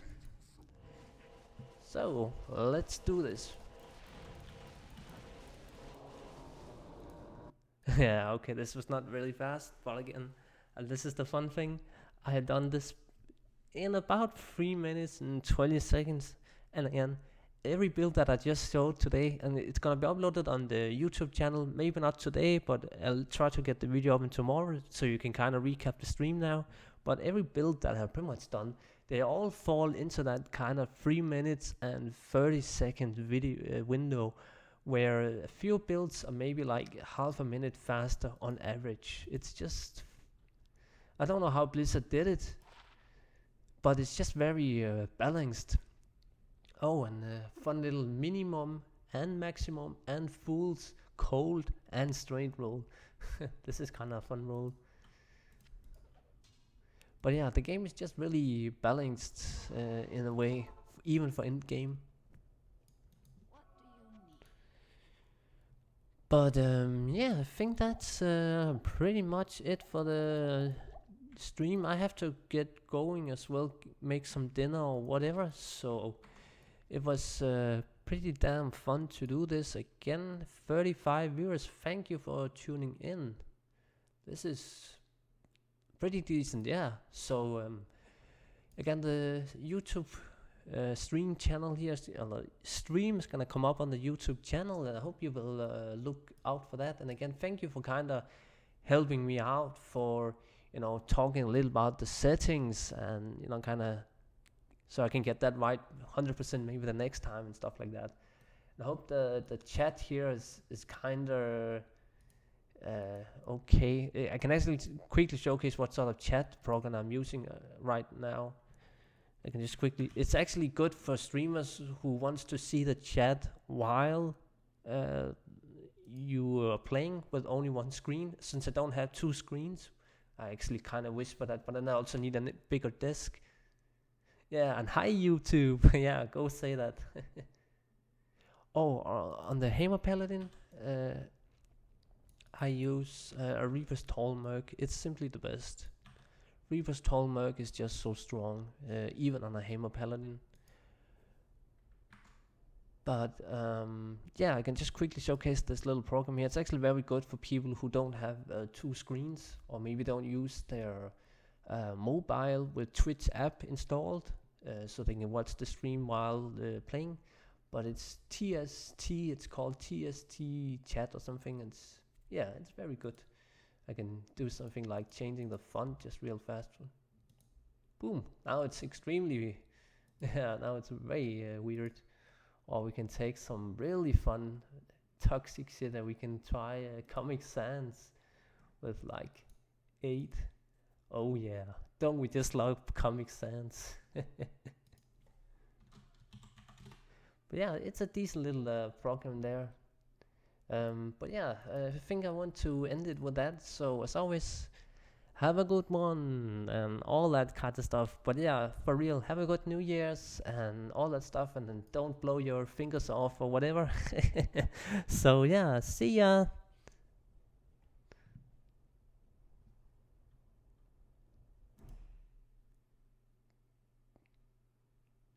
So yeah, bye bye.